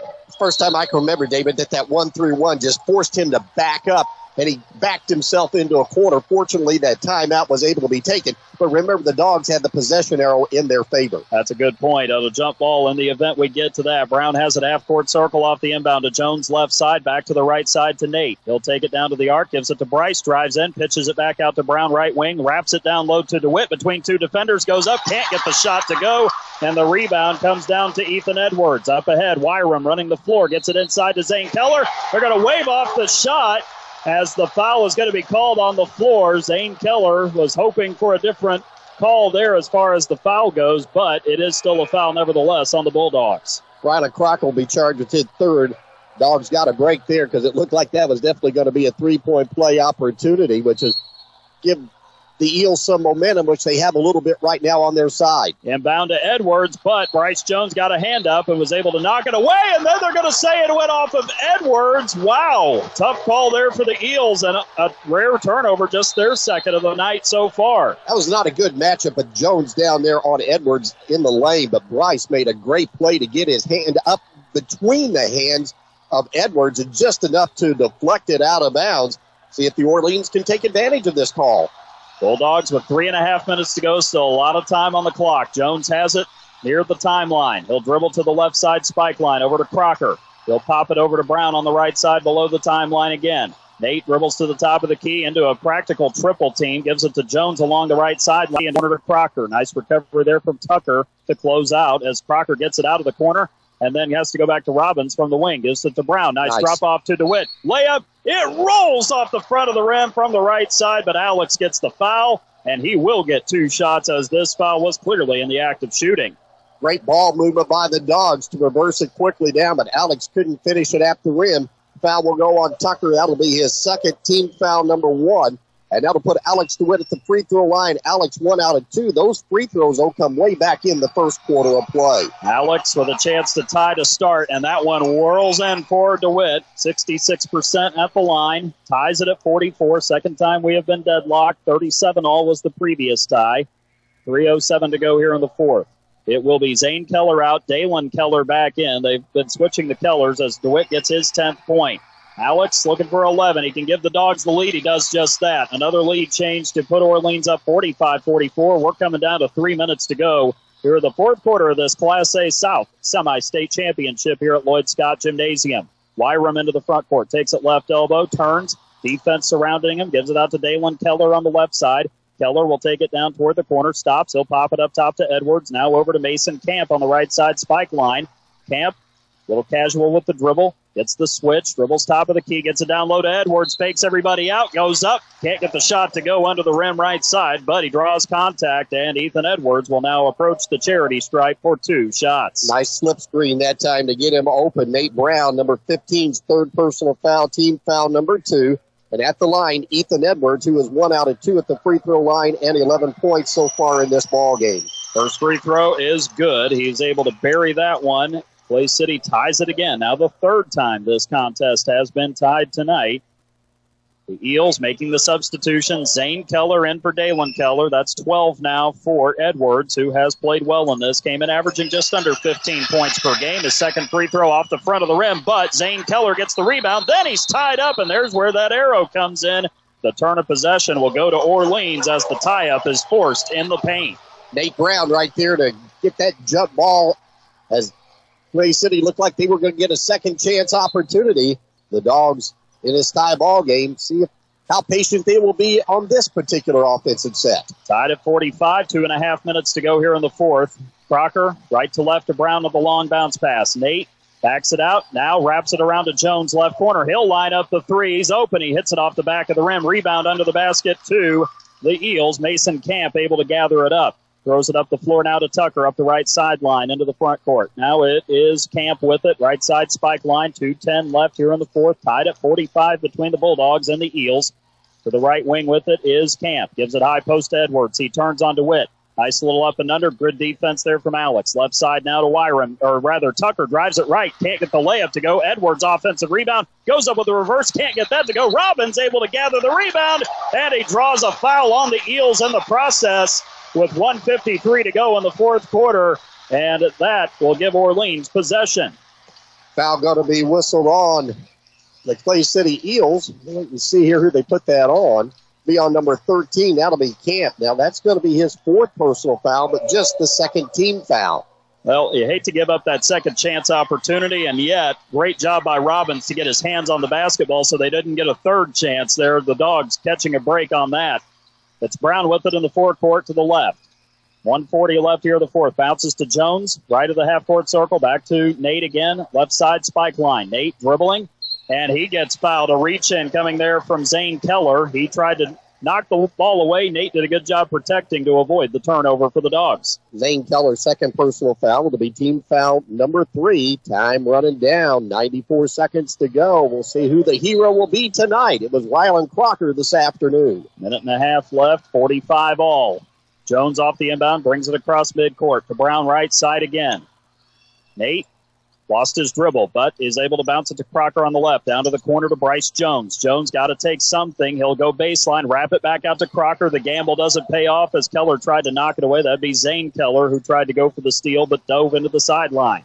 Minute 10 left now. The Dogs willing to be patient and willing to run the clock with the game tied. Jones with it left side. Back right to Brown. Now to Jones as they play a little pitch and catch out front. 1 minute to go. Fans starting to rise to their feet here in Seymour. 55 seconds. Brown right side spike line. Midcourt circle to Jones. Brown gets it back again on the right. Nate will dribble toward the middle. He's got a double team on him. Gets it to Jones. However, it's knocked away. And Camp trying to run it down. Saves it for going out of bounds. It hits Jones in the head. Edwards gets it under the basket. Lays it in with the foul with 39.9 seconds to go. A costly turnover, even though it's only the third for the Dogs in this game. And that will put Ethan Edwards to the line for a three-point play the old-fashioned way. Well, it just got into a scramble mode there, but really give Camp credit for chasing that ball down, David. It looked like he had no chance to save it, and he did. And the foul was on Robbins, his first. Edwards misses it off the back of the rim. Robbins had the rebound, and a foul was going to be whistled on the Eels as Nolan stepped into the lane to grab that rebound with 38.8 to go. Clay City up by 2, but that puts the Dogs that much closer to the bonus. Foul will be on number 44, Michael Tucker. That'll be his third, team foul number 4, as the Dogs have to come up with a big basket here in the final 38.8 seconds. If they've got to play for Rylan Crocker, now's the time to run it. Clay City will stay with that zone. 30 seconds to go. Jones into the front court. Everybody getting on their feet here at Lloyd Scott Gymnasium. Jones will slide it to the left with the bounce. Goes with it to the right to Nolan Robbins. He'll lob it back to Bryce. Just below the timeline left. Down to 18 seconds. Now to Brown on the left wing. To Crocker. Rylan dribbles, gives it to Brown. He'll dribble in, gives it to DeWitt inside. Alex turns, lays it up and in off the glass with 10 seconds to go. 14 for DeWitt. Up with it, Wyram. He lost it in the backcourt. It's recovered by Jones, and he is drawing a foul with 3 seconds to go, and that'll put the Bulldogs into the double bonus. What a steal, and for Clay City, only their third turnover, but that may prove to be very costly for the number 1 team in Class A. Wyram's second personal foul, but over the limit, and Bryce Jones, 2 biggest free throws of his life here with 3 seconds to go. Oh, my goodness. The ball, talk about it bouncing the Dogs' way. That might be the biggest bounce they've had all year. Bryce for 2 at the line. First one up, he rimmed it in and out. He still has 1 more to go. Tom Bradley trying to tell his guys, get off the line, get back. He is that confident that Bryce can make it, and he should be. Bryce has been in these situations before. Second free throw, Bryce up in the air. Got it! Gives the Dogs the lead. A timeout called before the inbound by Chris Ames with 3.2 seconds to go from the Clay City sideline. 48-47 Orleans after the Jones free throw at the stripe. You're listening to Bulldogs basketball on Gold 98.7 WSEZ. Your high-end electronics and gadgets are only as good as your internet service provider. Stop the frustration of slow and unreliable internet service with a call to Orange County Fiber. Call Orange County Fiber and check out their brand new fiber packages that include lightning-fast upload and download speeds for households that stream, game, and surf the internet. Call Orange County Fiber and see the difference fiber can make in your daily life or your business operation. Phone OC Fiber at 812-865-2229. Orange County Fiber, bringing high-speed internet to your community. Orleans Auto Value Parts emphasizes the importance of maintaining your current vehicle amidst rising new car prices. They are your local auto value dealer offering affordable, high-quality auto parts with reliable service. They stock Deca and Interstate batteries, custom-make hoses, and provide paint mixing services to match any vehicle color on the road. Visit them at 153 West Washington Street in Orleans or reach out by phone at 812-865-4444. The Dogs able to force a turnover on Clay City. Bryce Jones had it, got fouled, one lead with 3.2 seconds. Yet again, the Dogs going down to the wire. Did a great job. Boy, they got beat on a scramble play, then a scramble play comes back to help them. Clay City, no pressure on the inbounds pass here, but they are picking up at midcourt, the Dogs. And Camp can move. He will throw it toward midcourt to Edwards, and a foul right as soon as the ball got to Edwards. Nolan Robbins picks it up. That was the only foul the Dogs had to give there. That's 4 now on Orleans here in the quarter with 2.6 seconds to go. Second on Robbins. Got it up to midcourt, though. Just took 1.2 off. Will allow Clay City to get at least a decent look here. Clay City will inbound second go in this Class A South Semi-State Championship. Orleans 48, Clay City 47. Back for the conclusion after this. You're listening to Orleans Bulldogs basketball on Gold 98.7 WSEZ. Kirby Hardware has been helping the residents of Orleans keep their homes and farms running smoothly since 1950. Appliances, hardware items, household paint, and a full line of plumbing. All with the knowledge to get you what you need to do the job right the first time. Kirby Hardware open Monday through Friday, 7 a.m. till 5:30 p.m. and Saturday, 7 till 2. Phone them at 812-865-2510. Kirby Hardware at 206 East Jefferson Street. Farmers, ensure your peace of mind with Green Acres Ag Insurance in Hardinsburg, Indiana. Weather, markets, and unexpected events can hit your operation hard. Protect your crops and livestock from financial losses with the right insurance program. CJ Fleener is your local expert, ready to customize a policy just for you. Don't leave your future to chance. Call CJ Fleener at 812-797-2073 today for reliable coverage and secure your farm's future. Green Acres Ag Insurance, Hardinsburg, Indiana. Your crops, your livestock, our protection. This agency is an equal opportunity provider. 2.6 to go fourth quarter. Inbound from Mason Camp near the Clay City sideline as he will look to trigger the pass. Orleans in man-to-man defense, and Coach Bradley a little bit out of the box. He'll back up. It'll look at the official and say... they wanted everybody on the bench to sit down as well. The bench was there too. Coach Bradley was looking like, I'm sorry, I'll get back. So he'll set up. Camp will throw the inbound. He'll look. He'll go for the lob to Edwards. He lost it off his hand. Mason Freed face guarding him with 1.5 seconds to go, and the turnover to Orleans.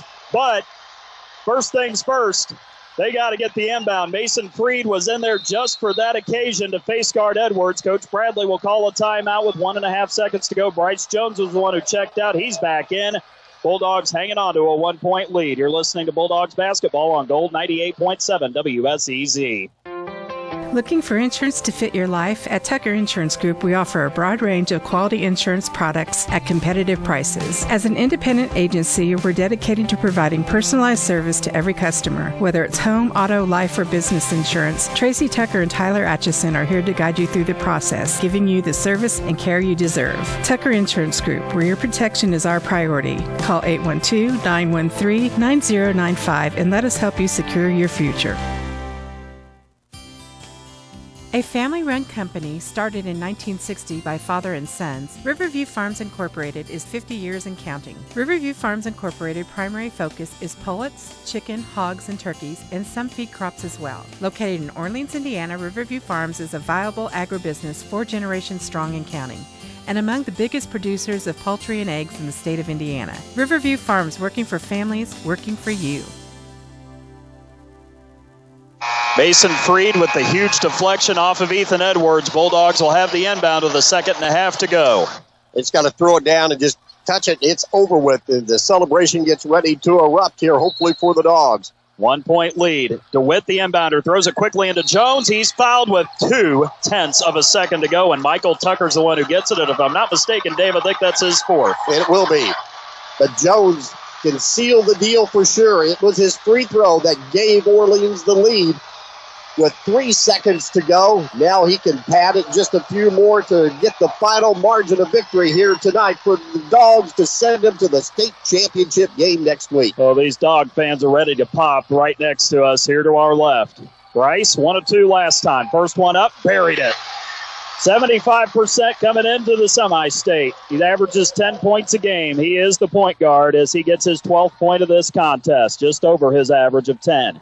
0.2 seconds. Coach Bradley telling everybody to back off. Jones' second free throw, buried that one. All Clay City can do is tip. Inbound comes to Keller.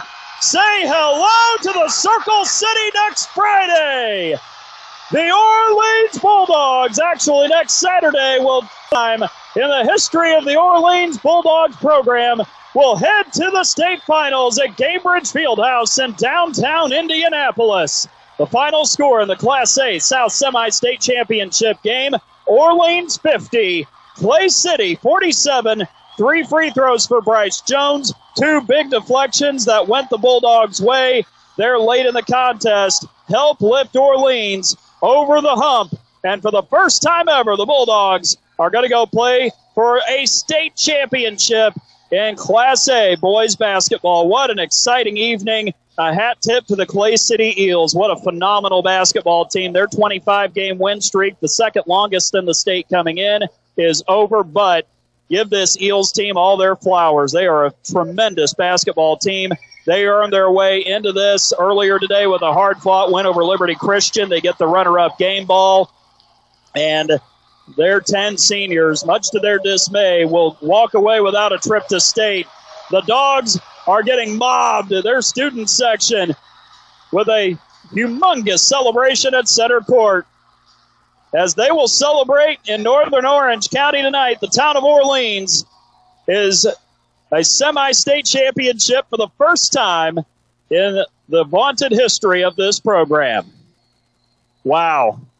What a game. And the Dogs escape with the victory here in Seymour. They like this building. They said it last week, and now they love this building after winning 3 games in 2 weeks. We will head into our post-game show right on the other side of this break. Of course, we'll have final stats and analysis.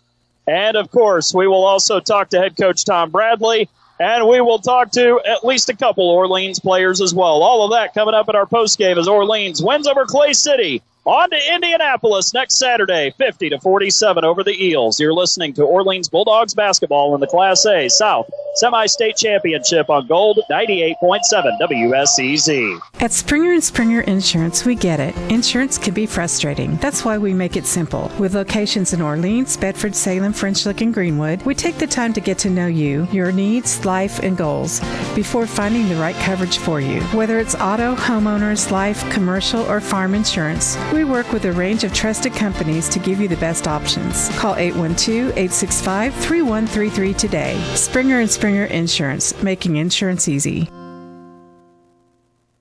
Orange County REMC offers security systems for your home. Home security systems are available to members and non-members and will provide protection from fire, carbon monoxide, and theft.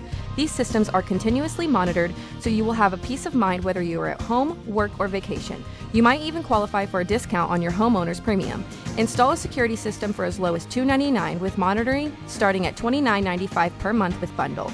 For more information on these home services, call Orange County REMC at 812-865-2229. Experience construction on your terms with Reynolds Construction. Located in Orleans, Indiana, we focus on delivering results through collaboration and innovation, maintaining an open and transparent approach. Our commitment to long-term success with our partners stands strong. At Reynolds, we prioritize your preferences, ensuring you work the way you want. Reach us at 877-770-0127 or visit our website at www.reynoldscon.com to learn more about our services. Choose Reynolds Construction for reliability and excellence. The sweetest of celebrations in the history of this vaunted and historic program in Orleans, Indiana. The Orleans Bulldogs, folks, they're going to the Class A state championship game next Saturday morning at Gainbridge Fieldhouse in downtown Indy. It's been a long time coming. The Bulldogs hadn't even been to this stage since 2003. They get back here, and they clinch it tonight in a hard-fought game against an excellent team from Clay City, 50-47, the final score. As the Bulldogs, you would expect them to celebrate. That's exactly what they're doing down on the floor. The mob of red and black all over, mascot, students, parents, family, everybody out on the floor. Tom Bradley embracing the whole family here tonight, deservedly so. For the first time ever, Coach Bradley has taken the Bulldogs to a state championship game. What a special moment. And with two dramatic victories, Orleans earning their way into that state finals game next week. Taking down number 1 and number 2 here in the semi-state today at Seymour High School. Didn't think the game earlier today could be topped, but it was. As Orleans wins it 50-47. You're right, a big celebration. And happy to see Coach Bradley enjoy it along with his players. And not only his family, but a lot of, I've noticed, former team members who came here to back this program, and they're just as happy as Coach Bradley because those are the young men that laid the foundation so that this program could be where it is today. Headed to Gainbridge Fieldhouse next Saturday morning and a chance for a state championship, believe it or not. You know, when this run began 3 weeks ago in the sectional, the Dogs, they were just hoping to win a sectional because of the bitter losses they had the 2 previous years. You know, that 5 overtime loss still hangs in their mind from last year. Well, they got over that hump. Then last week they come in and take care of business against Christian Academy. Okay, now we've gone to the semi-state. Looking at the semi-state pairings that we talked about, teams 1, 2, and 4 here today. And Orleans took care of number 2, Hauser, this morning, and now number 1, Clay City, snapping their 25-game winning streak as the Dogs are victorious tonight. And there will be a celebration in Orleans for sure later on tonight. We'll get those details for you. In fact, I talked with athletic director Mark Wheeler before the game. I said, Mark, now I know we don't talk about these things before they happen. And I said, you know, let's just kind of look ahead if we win. And he goes, oh, we'll have a celebration. So we'll get some words from him, hopefully, on just how the Dog fans, I don't know how many. There's not going to be many. I know there are probably enough, though, to get the fire truck ready for them when they come back into town later on tonight, as the Dogs will be celebrating their first ever semi-state victory here tonight at Lloyd Scott Gymnasium at Seymour High School. 50-47 is your final. And this was a game that went right down to the wire. It looked as though the Dogs are going to be in some trouble when they lost that scramble mode. And all of a sudden, Clay City got the lead back, but the Dogs came back their next possession, had a scramble mode of their own, and came up with a big steal and basket, got the lead back, able to hold off there on one final defensive play. Mason Freed there put in just for that one particular play to try and avoid any lob down to Edwards, and he played it perfectly, batted the ball away, and then the Dogs got possession to seal the deal. Bryce Jones knocking down 3 out of 4 free throws in the final seconds of this ball game. And Bryce ends up tied with Alex DeWitt for a team-high 13 points in this Dog semi-state victory here tonight over the Clay City Eels, 50-47. 24 wins on the season now for Orleans. That's a new record team victories for Orleans, and why not? What a way to get it, to punch your ticket to the state finals next week. And you just wonder, with this momentum wave that the Dogs are riding, can they keep it going for one more week? And we'll find out for sure. And the Dogs will learn their opponent here shortly. It'll either be one of 2 opponents. It'll be Couts or Clinton Prairie. And, of course, Orleans has more than likely not seen either one of those teams coming into the state finals, but it doesn't matter. The Bulldogs are going to state next week, and that is really all that matters right now as the fans are on the floor enjoying what is the first ever semi-state championship for this Orleans program. What a special moment for this team, for this coaching staff, for the families of these players, but for the entire community as well.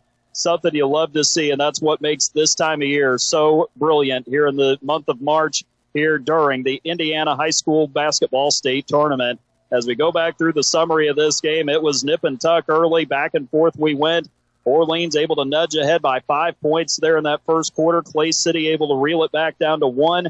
And then the Bulldogs and the Eels just kind of went back and forth again in the second quarter. Orleans never able to get the lead above 5 until very late in the first half when Bryce Jones was able to knock down a mid-range jumper from the left elbow. He was fouled. He went to the line, knocked down a free throw with 8 seconds to go to make it 28-22. That would be the halftime score with Orleans in front. But you knew Clay City being ranked number 1, 26-1, you thought they were going to go away. You would be mistaken. The Eels came right back at the Dogs in the second half as Ethan Edwards started the second half with a three-point play of his own. A minute 15 into that third quarter, cut the lead down to 28-25. Ryland Crocker with a big three, 6.5 to go in the third, made it 31-25. Clay City came back with another Edwards basket. He was really important to Clay City's comeback there in the second half as he cut the lead down to 4. Orleans would get their biggest lead at 7 off of a that would be a Nate Brown three-pointer, making it 34-27 with 5:40 to go.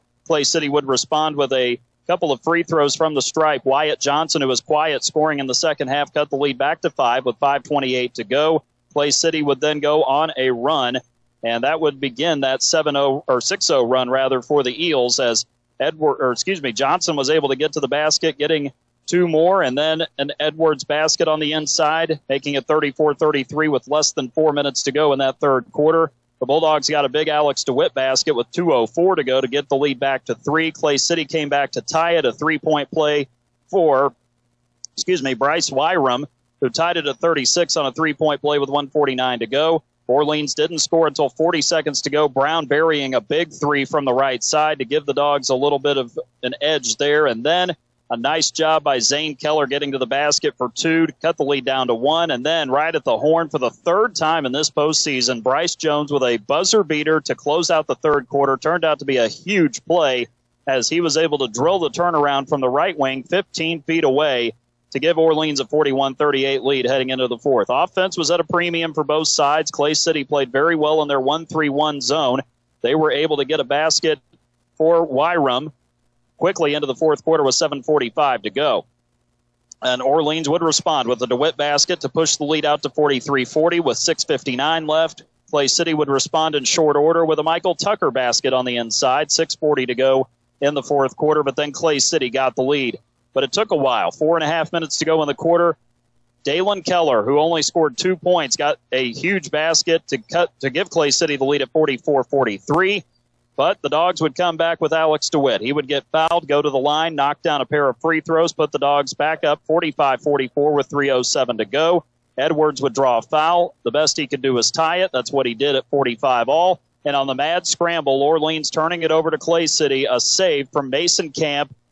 Back inbounds to the Eels, and it was Ethan Edwards who got open under the basket, laid it in, had a 3-point play chance with 39 seconds to go, and the Bulldogs were in a heap of trouble at that point. Fortunately, Edwards missed the free throw. Bulldogs recovered the rebound and were able to get it to Alex DeWitt, who was able to get it tied at 47 apiece.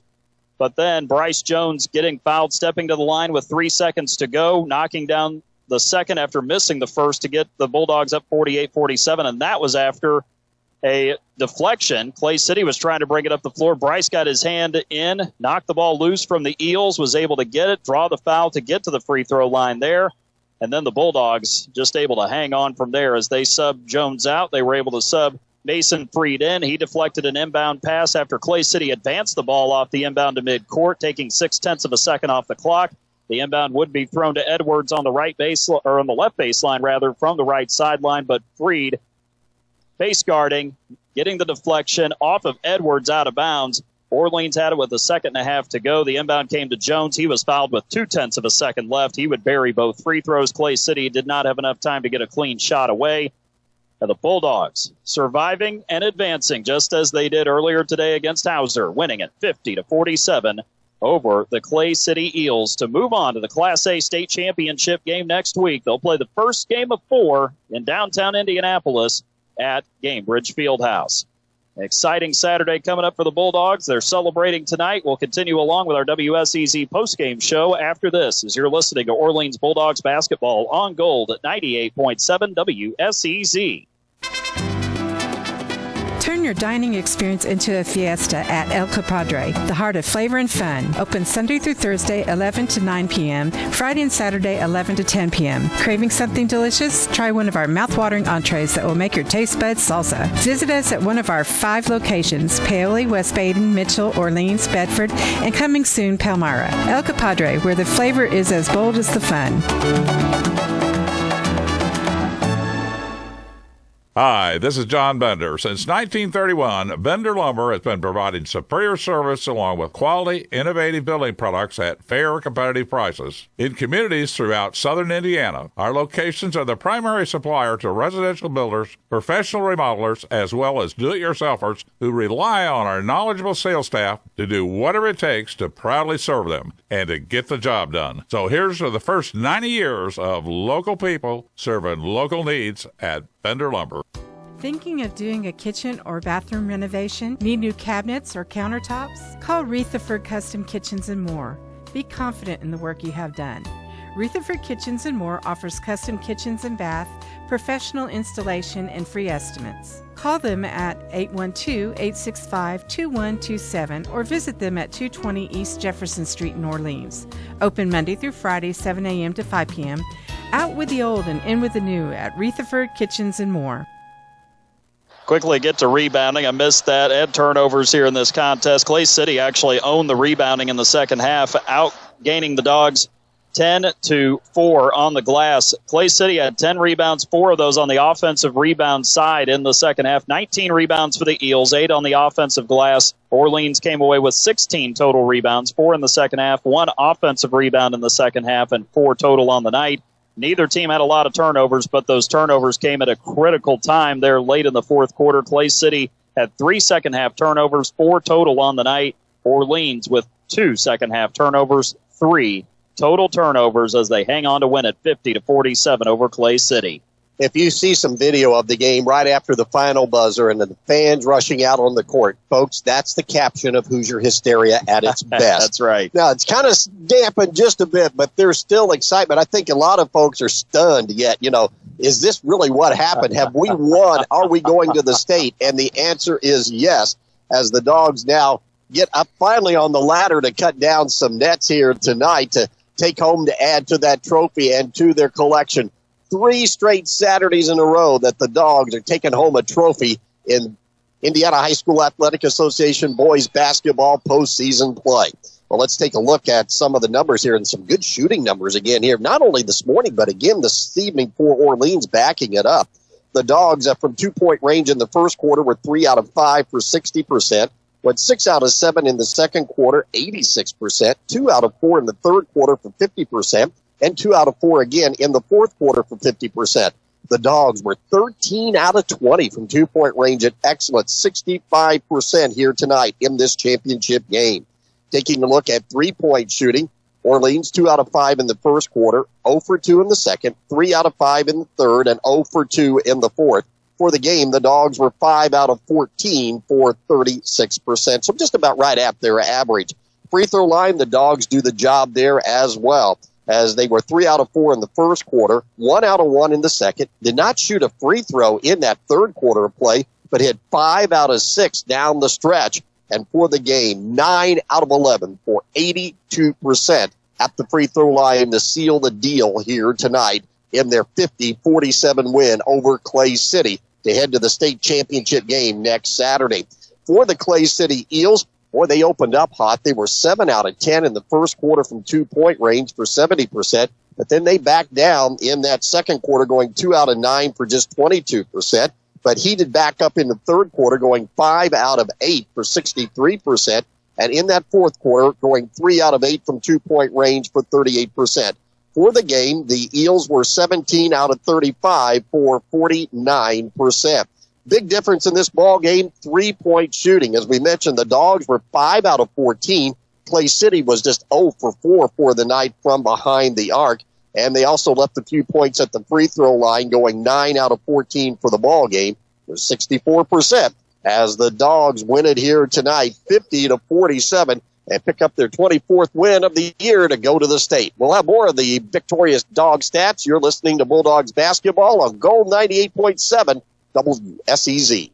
Your high-end electronics and gadgets are only as good as your internet service provider. Stop the frustration of slow and unreliable internet service with a call to Orange County Fiber. Call Orange County Fiber and check out their brand new fiber packages that include lightning-fast upload and download speeds for households that stream, game, and surf the internet. Call Orange County Fiber and see the difference fiber can make in your daily life or your business operation. Phone OC Fiber at 812-865-2229. Orange County Fiber, bringing high-speed internet to your community. Orleans Auto Value Parts emphasizes the importance of maintaining your current vehicle amidst rising new car prices. They are your local auto value dealer offering affordable, high-quality auto parts with reliable service. They stock Deca and Interstate batteries, custom-make hoses, and provide paint mixing services to match any vehicle color on the road. Visit them at 153 West Washington Street in Orleans or reach out by phone at 812-865-4444. Kirby Hardware has been helping the residents of Orleans keep their homes and farms running smoothly since 1953. Kirby Hardware carries a full line of GE appliances, hardware items, household items, lawn and garden supplies, paint, and a full line of plumbing, all with the knowledge to get you what you need to do the job right the first time. Kirby Hardware open Monday through Friday, 7 a.m. till 5:30 p.m. and Saturday, 7 till 2. Phone them at 812-865-2510. Kirby Hardware at 206 East Jefferson Street.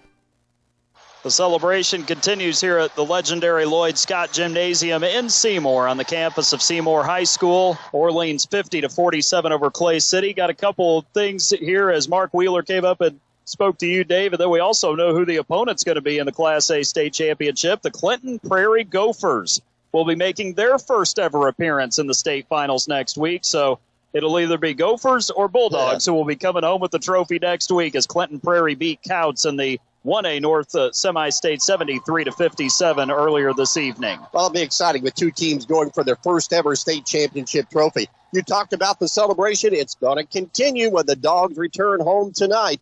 As Athletic Director Mark Wheeler said, yeah, we're going to have something. Probably going to be about 11 o'clock, it looks like, by the time the Dogs arrive back in Orleans from Seymour tonight. So get ready. They will be meeting at the gymnasium. I'm sure this will come after a few laps around the square with the fire truck leading the way for the Bulldogs as they will be celebrating their first ever semi-state basketball championship. And they want to do it with the whole community. So get your friends and neighbors up if you're not here tonight and meet the Dogs back at the Dog House around 11 o'clock tonight as Orleans will be sliding up the town in celebration of this semi-state championship.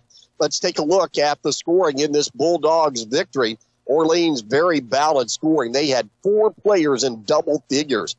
Alex DeWitt with 13, Bryce Jones with 13, Rylan Crocker with 10, and 10 for Nate Brown. 2 on the night for Nolan Robbins and 2 for Mason Freed.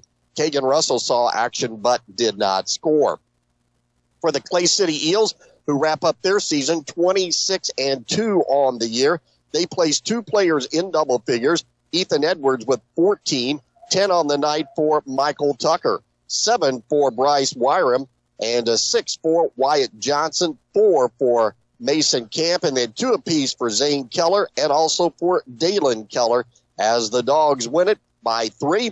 Taking a look at the scoring, the Dogs were up by 1 at the end of the first quarter, 15-14.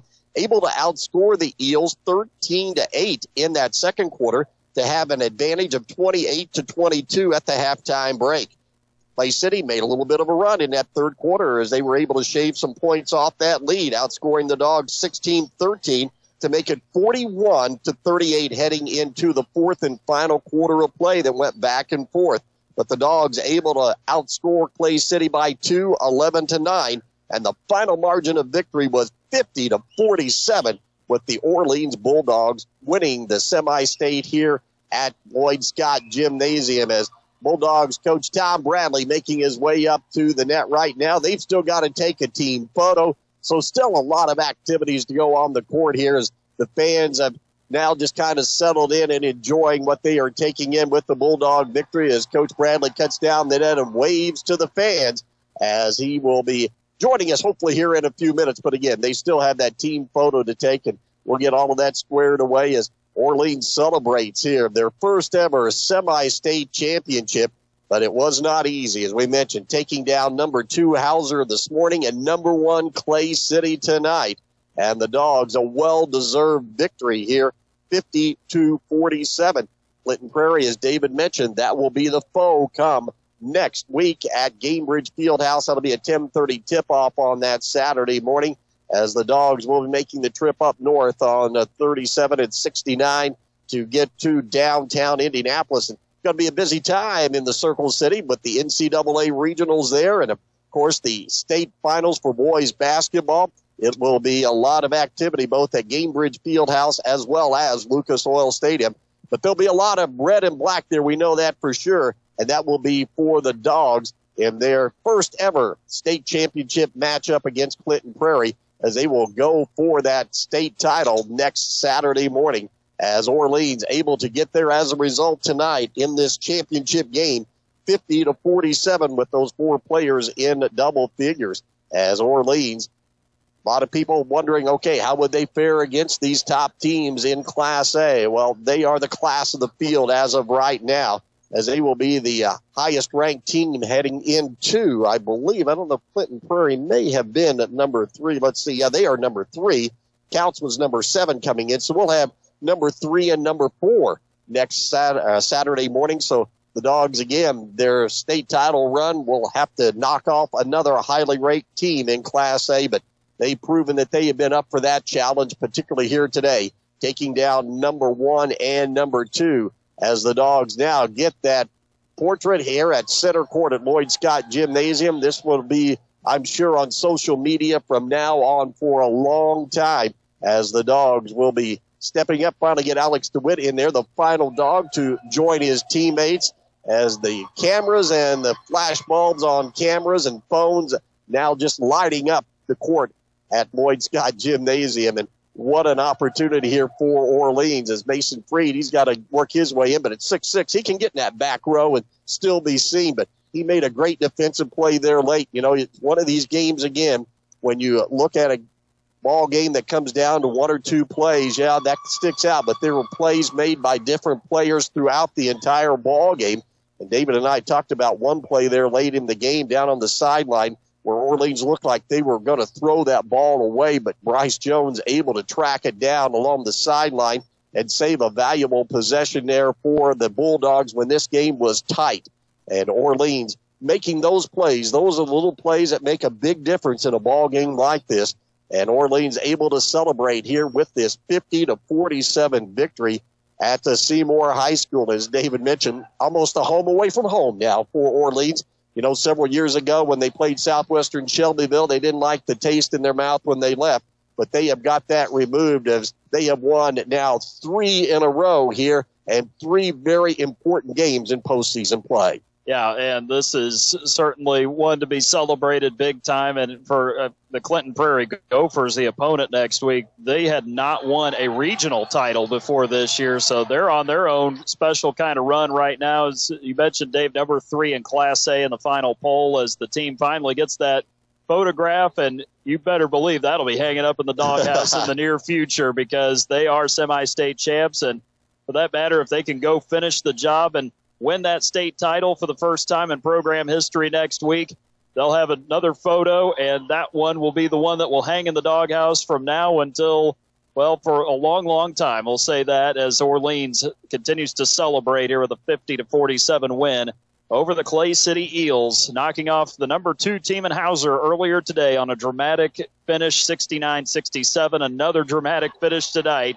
as the Bulldogs escape 50-47 over the Clay City Eels to punch their ticket to Indianapolis into the Class A state championship game next week. We'll continue along with our post-game festivities as we continue to see the celebration down on the court here at Lloyd Scott Gymnasium, soon to be Donna Sullivan Court. And, of course, a Hall of Famer and an Orleans native herself, and I'm sure if she's been tuning into this, she is extremely proud of the Bulldogs as well, being not just a Hall of Famer, but being a prominent native of Seymour as well with what she did here in this building for all those years as a girls basketball coach. You talk about pictures on the wall. You walk around this gymnasium and almost every picture involving a girls sport, volleyball or basketball, she's got her picture there. That's just the kind of outstanding coach that she was, a definite Hall of Famer. And as you mentioned, a great way to cap off her career with the naming of this court in her honor. That's kind of unofficial. The official naming of the court will take place at the beginning of the next basketball season. And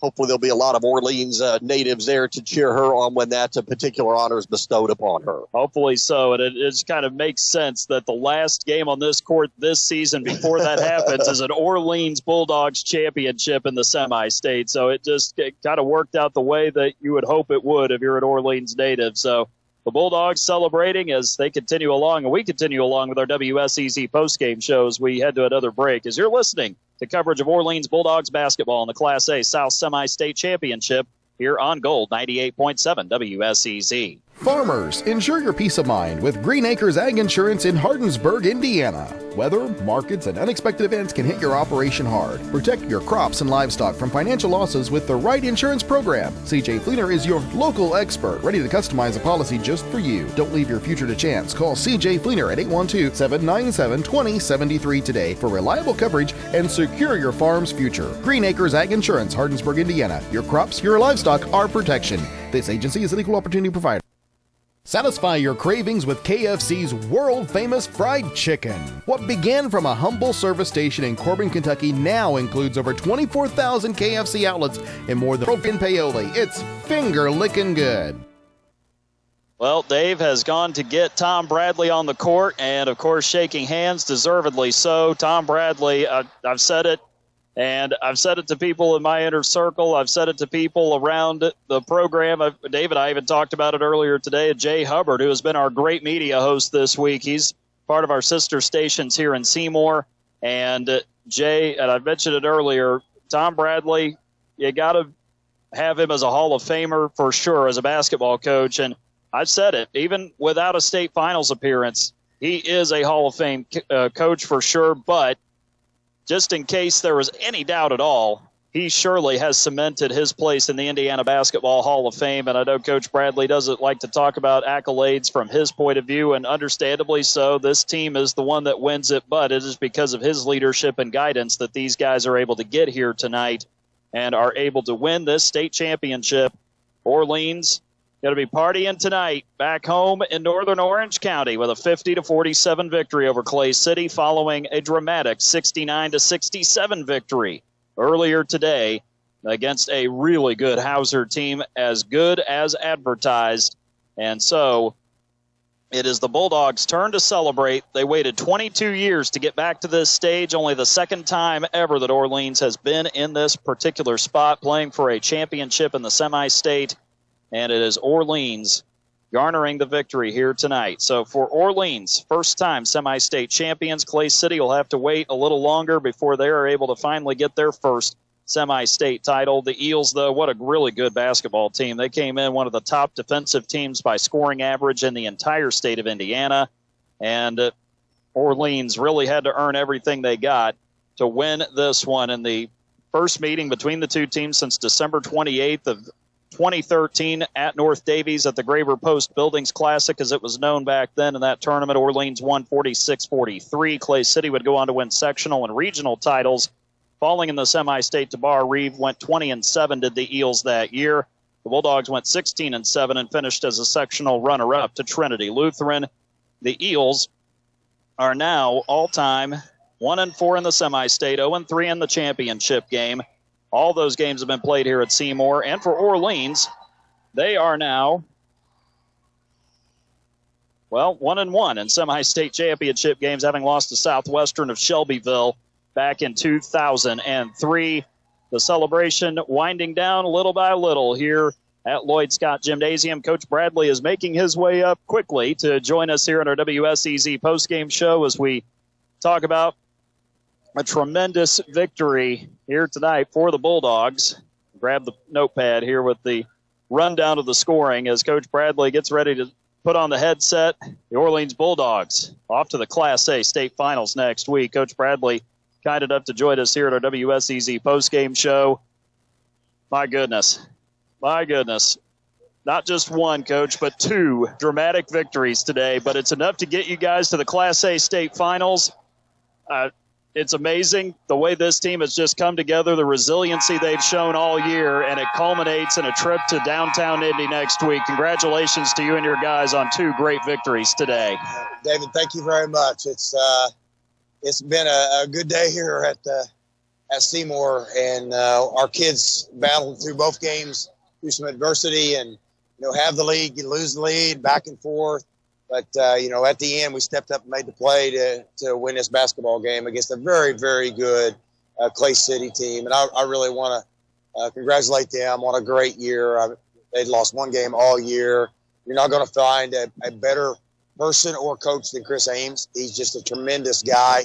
And, it was a tough loss, obviously, for them. We've been through that before as well. But our kids were very deserving of what happened to today.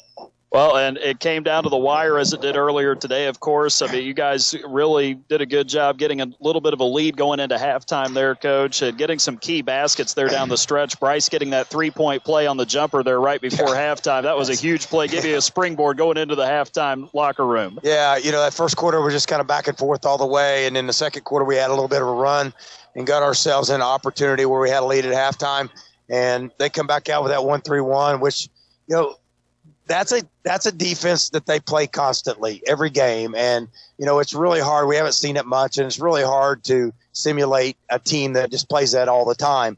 And so we struggled a little bit about that, but we finally got people moving back and forth and found some openings there, and then get into that last quarter with a little bit of a lead. But, it was a situation where we had to make shots and hit free throws at the end. And fortunately for us, Bryce stepped up and, like you said, hit the shot, got the foul, and then in that fourth quarter was able to step up and hit three big free throws for us. Yeah, and I mean, obviously it got real dramatic there the fourth quarter. Of course, it was tied. Clay City had come back, and they were able to get it knotted up, and then all of a sudden there's a scramble drill. You guys turn it over. They save it in their corner out of bounds. Ethan Edwards gets it under the basket, scores, gets fouled with 39 seconds to go. He misses the free throw, but, Coach, that had to be a tough moment to see there. Oh, my gosh. I don't know how many times it happened in the first half where they would miss a shot and be able to rebound the ball. We really struggled to rebound. That's one of the things they do really well. And the biggest thing on our scouting report is we all must box out because they do a nice job. So, explain to me here, David. So after that happened and he got the rebound there, what was the score?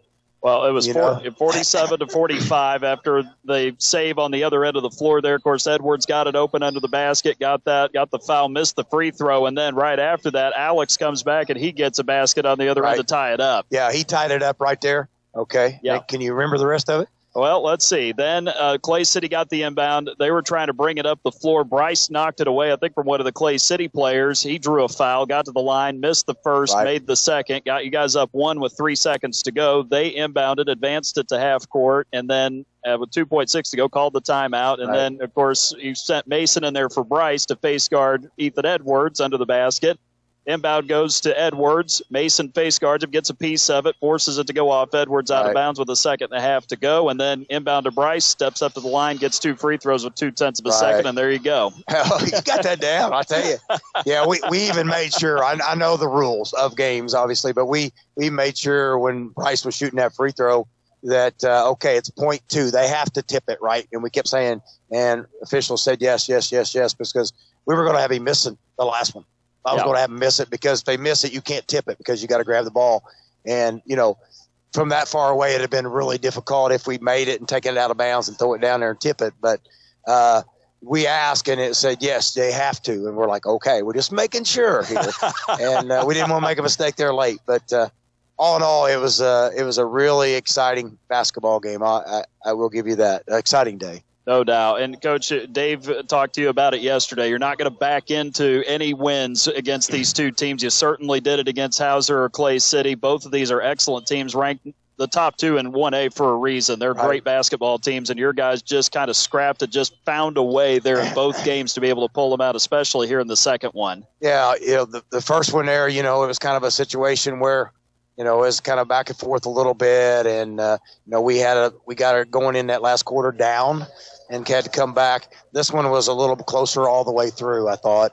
But two really quality teams I thought was going at it tonight, and I'm just so happy for our kids. I mean, that's all I can say. I'm Yes. just so happy for our kids. Yeah, for sure. And now it's off to Indianapolis to play in the Class A state championship. You guys get to play in the 10:30 a.m. slot. You get the Clinton Prairie Gophers. That's your opponent next week. And Clinton Prairie is also making their first appearance in the state finals. So pretty wild. We got two teams in Class A play for state. But, Coach, that's what makes this time of the year so special. You know, I don't know anything about Clinton Prairie right now, but obviously we'll get on it and see if we can figure them out. But we're going to enjoy this one. We're going back to Orleans and celebrate a little bit and enjoy this because, you know, it's just a tribute to these kids of being able to earn this because of the kind of kids that they really are. And our fans and cheerleaders and our Bulldog, they were all just so supportive during this tournament over here and this sectional and the regional and all that. And we're just really fortunate that we go to a school like Orleans. No question about it. Great support, great team, off to state. Coach, congratulations again on getting to the state finals, and we look forward to seeing you guys up in downtown Indy next week. Enjoy this one tonight in the semi-state, though. We definitely will. Thank you very much. All right, Tom Bradley kind enough to join us here at our post game. Bryce Jones is going to step into the pen here as soon as Coach Bradley comes out. Kind of have to step up and then step in. Coach Bradley embracing Bryce Jones as senior point guard. Bryce joining us for a second week in a row. Wow, what a job he did there. Bryce comes in to join us here at our WSEZ postgame show. My goodness, Bryce, again, a great win earlier today over Hauser. Came right down to the wire. Another one here. You guys are down 2 with 39 seconds to go, and somehow you guys are able to find a way to pull it out. Alex gets the basket to tie it. You get fouled, go to the line, make 1 of 2. Get fouled again, make 2 of 2 after a lot of things happening there. But congratulations, first of all, on winning a semi-state. Thank you. Those last free throws at the end were the biggest shots of my life, but scary. Absolutely. I'm sure they were. And yet you just continue to make big shots for this team. You're put in the position to do it. You've stepped up to the plate. Of course, your teammates have done a great job putting you in those positions too. I mean, you know, has it sunk in yet that you're going to Indianapolis next week? Not fully yet, but we know where we're going, and it's been our dream since we were little, so we're so excited. Well, it's a dream come true for sure. I mean, this was a great Clay City team, that 1-3-1 defense. I know it gave you some fits. They're a long team. They're very good in that zone, but you guys just kind of found ways to just get high-quality shots and be able to knock them down at the right times today. Yeah, they were really good in it. It's tough when they got 6'4", 6'5" out on you, and we just kept on moving around trying to get it open shots. And I know you guys had a couple moments there where you almost had some turnovers, had a couple there late in the game and led to a scramble drill, but you guys forced a couple of turnovers on them, and especially with your steal there at midcourt and forcing them to foul you right after that. I mean, just what a play that was. Yeah, it was a great play. Rylan Crocker had tipped the ball out to me, and I just saw it and I had to chase it down, and then fortunately I got fouled. Go and knock the free throws down. Now, first one, I sensed you might have been a little nervous on that first one, but then it seemed like you caught your breath and you were able to knock in that second one right after that. Yeah, I was definitely scared on that first one. And then the second one after I missed it was also stressful, but I knew I was going to knock it down. No doubt. Well, of course, they advanced the ball to midcourt. Mason goes in for you. He forces a deflection off of Ethan Edwards, their best player. You get the inbound with 0.2 of a second, and then you hear those cheers walking all the way down to the other end of the floor, and it's like, you know what, all I need to do is make one, but then you go and make both of them. Yeah, it was surreal, that walk back down to the free throw line. Everybody screaming and yelling. It was a great moment. No question about it. And then afterward, the buzzer goes off. And then you guys are celebrating. The student section mobs you guys. You guys have gotten accustomed to that. It's pretty cool to see that again, right? Yeah, it's awesome. I've never seen that before in our careers, and then we've seen it multiple times, and it's the best feeling ever. You and Alex said last week you guys really like this building. Safe to say you love it even more now, right? Yes, I love this building very much. No question. So now you guys are going home to celebrate, going back to the doghouse, going to have a big reception. I mean, obviously, you got to enjoy this, right? Yeah, we're going to enjoy it. It's going to be a late night, but it's going to be a lot of fun. You know what? It doesn't come around every day. 22 years since Orleans had even been in this position, but you guys are the first Bulldogs to go to state. How's that sound? It feels amazing. It's the best feeling I could ever feel. Yeah, for sure. I mean, just all I could say is congratulations on all the hard work all season, and we wish you well, of course, at getting ready for next week. But, man, enjoy this. Please enjoy this as much as you can because you're making memories right now. Yeah, we are. I will. No question. Thank you, Bryce, for joining us. Appreciate it. Safe travels back to Orleans. We can't wait to see you guys in the state finals next week. Thank you. All right, Bryce Jones joining us here in our WSEZ postgame show. Here comes Rylan Crocker for Orleans. We got to talk to Alex DeWitt last week. Now we get to talk to Rylan Crocker.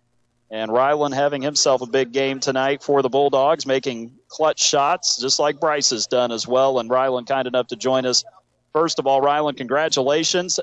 What's it mean to be going to the state finals after this one? Oh, it means everything. We've been dreaming about this for a while, and we've been thinking about this for a while. And we've worked extremely hard this year to get to where we're at now. Well, you guys had a great senior class in front of you last year. They really set the tone and set the example for you, Bryce, and for the other seniors like Kagan and Jimmy this year too. So, I mean, to get to this point after the heartbreak of last year, I mean, what does that mean to you? Oh, yeah, we definitely wanted to get there last year, but, you know, we locked in this year, and we're ready to get the state title this year. Yeah, and, of course, you guys, I mean, it came down to the wire both games today. You hit the big shot, the turnaround 10-footer, kind of a little ISO ball action there at the end. I mean, just what were you feeling in that moment when you got that shot to go down? Oh, I was feeling hot there towards the end, and as soon as I shot that, I knew it was in. That was the best feeling shot I had all day, so. Yeah, and, of course, it went right down, and you guys were able to intercept the pass, run out the clock, get yourselves into this championship. Just talk to Bryce about Clay City. What a great basketball team. You guys had to deal with that long 1-3-1 zone. They really challenged you guys, made you have to take some tough shots. Yes, definitely. They're very long, and just trying to work the ball to get open shots was tough tonight.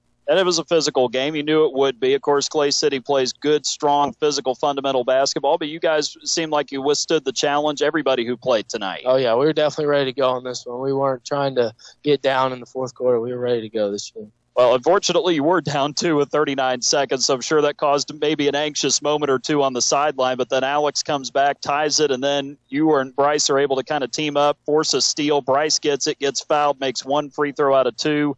Of course, they advance it to half court. Inbound, Mason comes in for Bryce, deflects it off Ethan Edwards, and then Bryce gets the inbound to knock down the free throws. I mean, pretty amazing. Yes, definitely. Alex making that shot, then getting the deflection and having Bryce on the free throw line is good.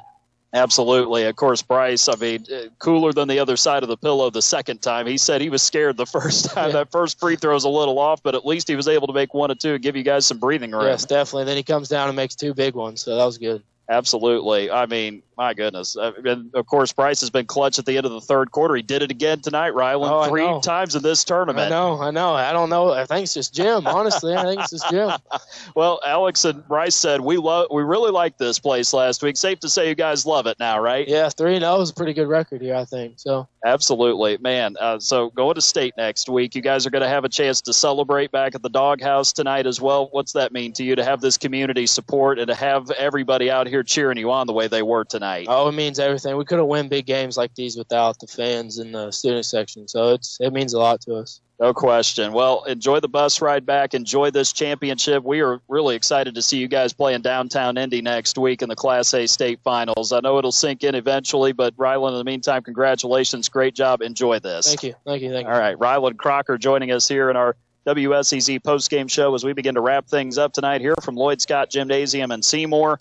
It is Orleans with a 50-47 win. Congratulations to Tom Bradley, the coaching staff, and to this Orleans Bulldogs team. They're going to Indy next week to play in the Class A state championship game against the Clinton Prairie Gophers, a 73-59 winner over Couts in the North Semi-State Championship game in Class A. Clinton Prairie and Orleans, 10:30 a.m. at Gainbridge Fieldhouse in the first of 4 state finals games in the 115th IHSAA Boys Basketball State Finals from downtown Indianapolis next Saturday.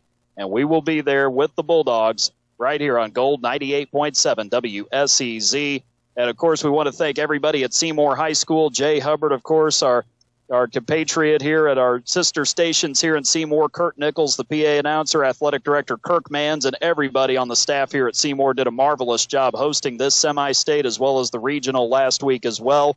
And we want to thank all of our great sponsors for their support of our broadcast tonight as well. And most of all, thanks to you for tuning in to our broadcast and to our post-game coverage here on Gold 98.7 tonight. Once again, Orleans off to downtown Indy to Gainbridge Fieldhouse next Saturday morning. They'll take on Clinton Prairie for the state finals. Meanwhile, the celebration commences in Orleans tonight as the Bulldogs are going to state for the first time ever. For Dave Dedrick, I'm David Deaton. We thank you for tuning in tonight and also this morning as well to all of our coverage of Orleans Bulldogs basketball. And we will talk to you from Indianapolis next week. You have been listening tonight to the Class A State Southern Championship, Semi-State Championship here at Lloyd Scott Gymnasium. Orleans Bulldogs basketball here on Gold at 98.7 WSEZ. Good night, everybody. Orleans Bulldogs basketball on Gold 98.7 WSEZ. Semi-state action brought to you by KFC of Paoli, a Dillman Scott Funeral Home, the Superburger, In Focus Eye Care, Riley Oil Company, Tucker Insurance Group, Riverview Farms, Springer and Springer Insurance, Orange County REMC, Reynolds Construction LLC, El Compadre Mexican Restaurant, Bender Lumber, Rutherford Custom Kitchens, Orange County Fiber, Orleans Auto, Kirby Hardware, and by Green Acres Ag Insurance.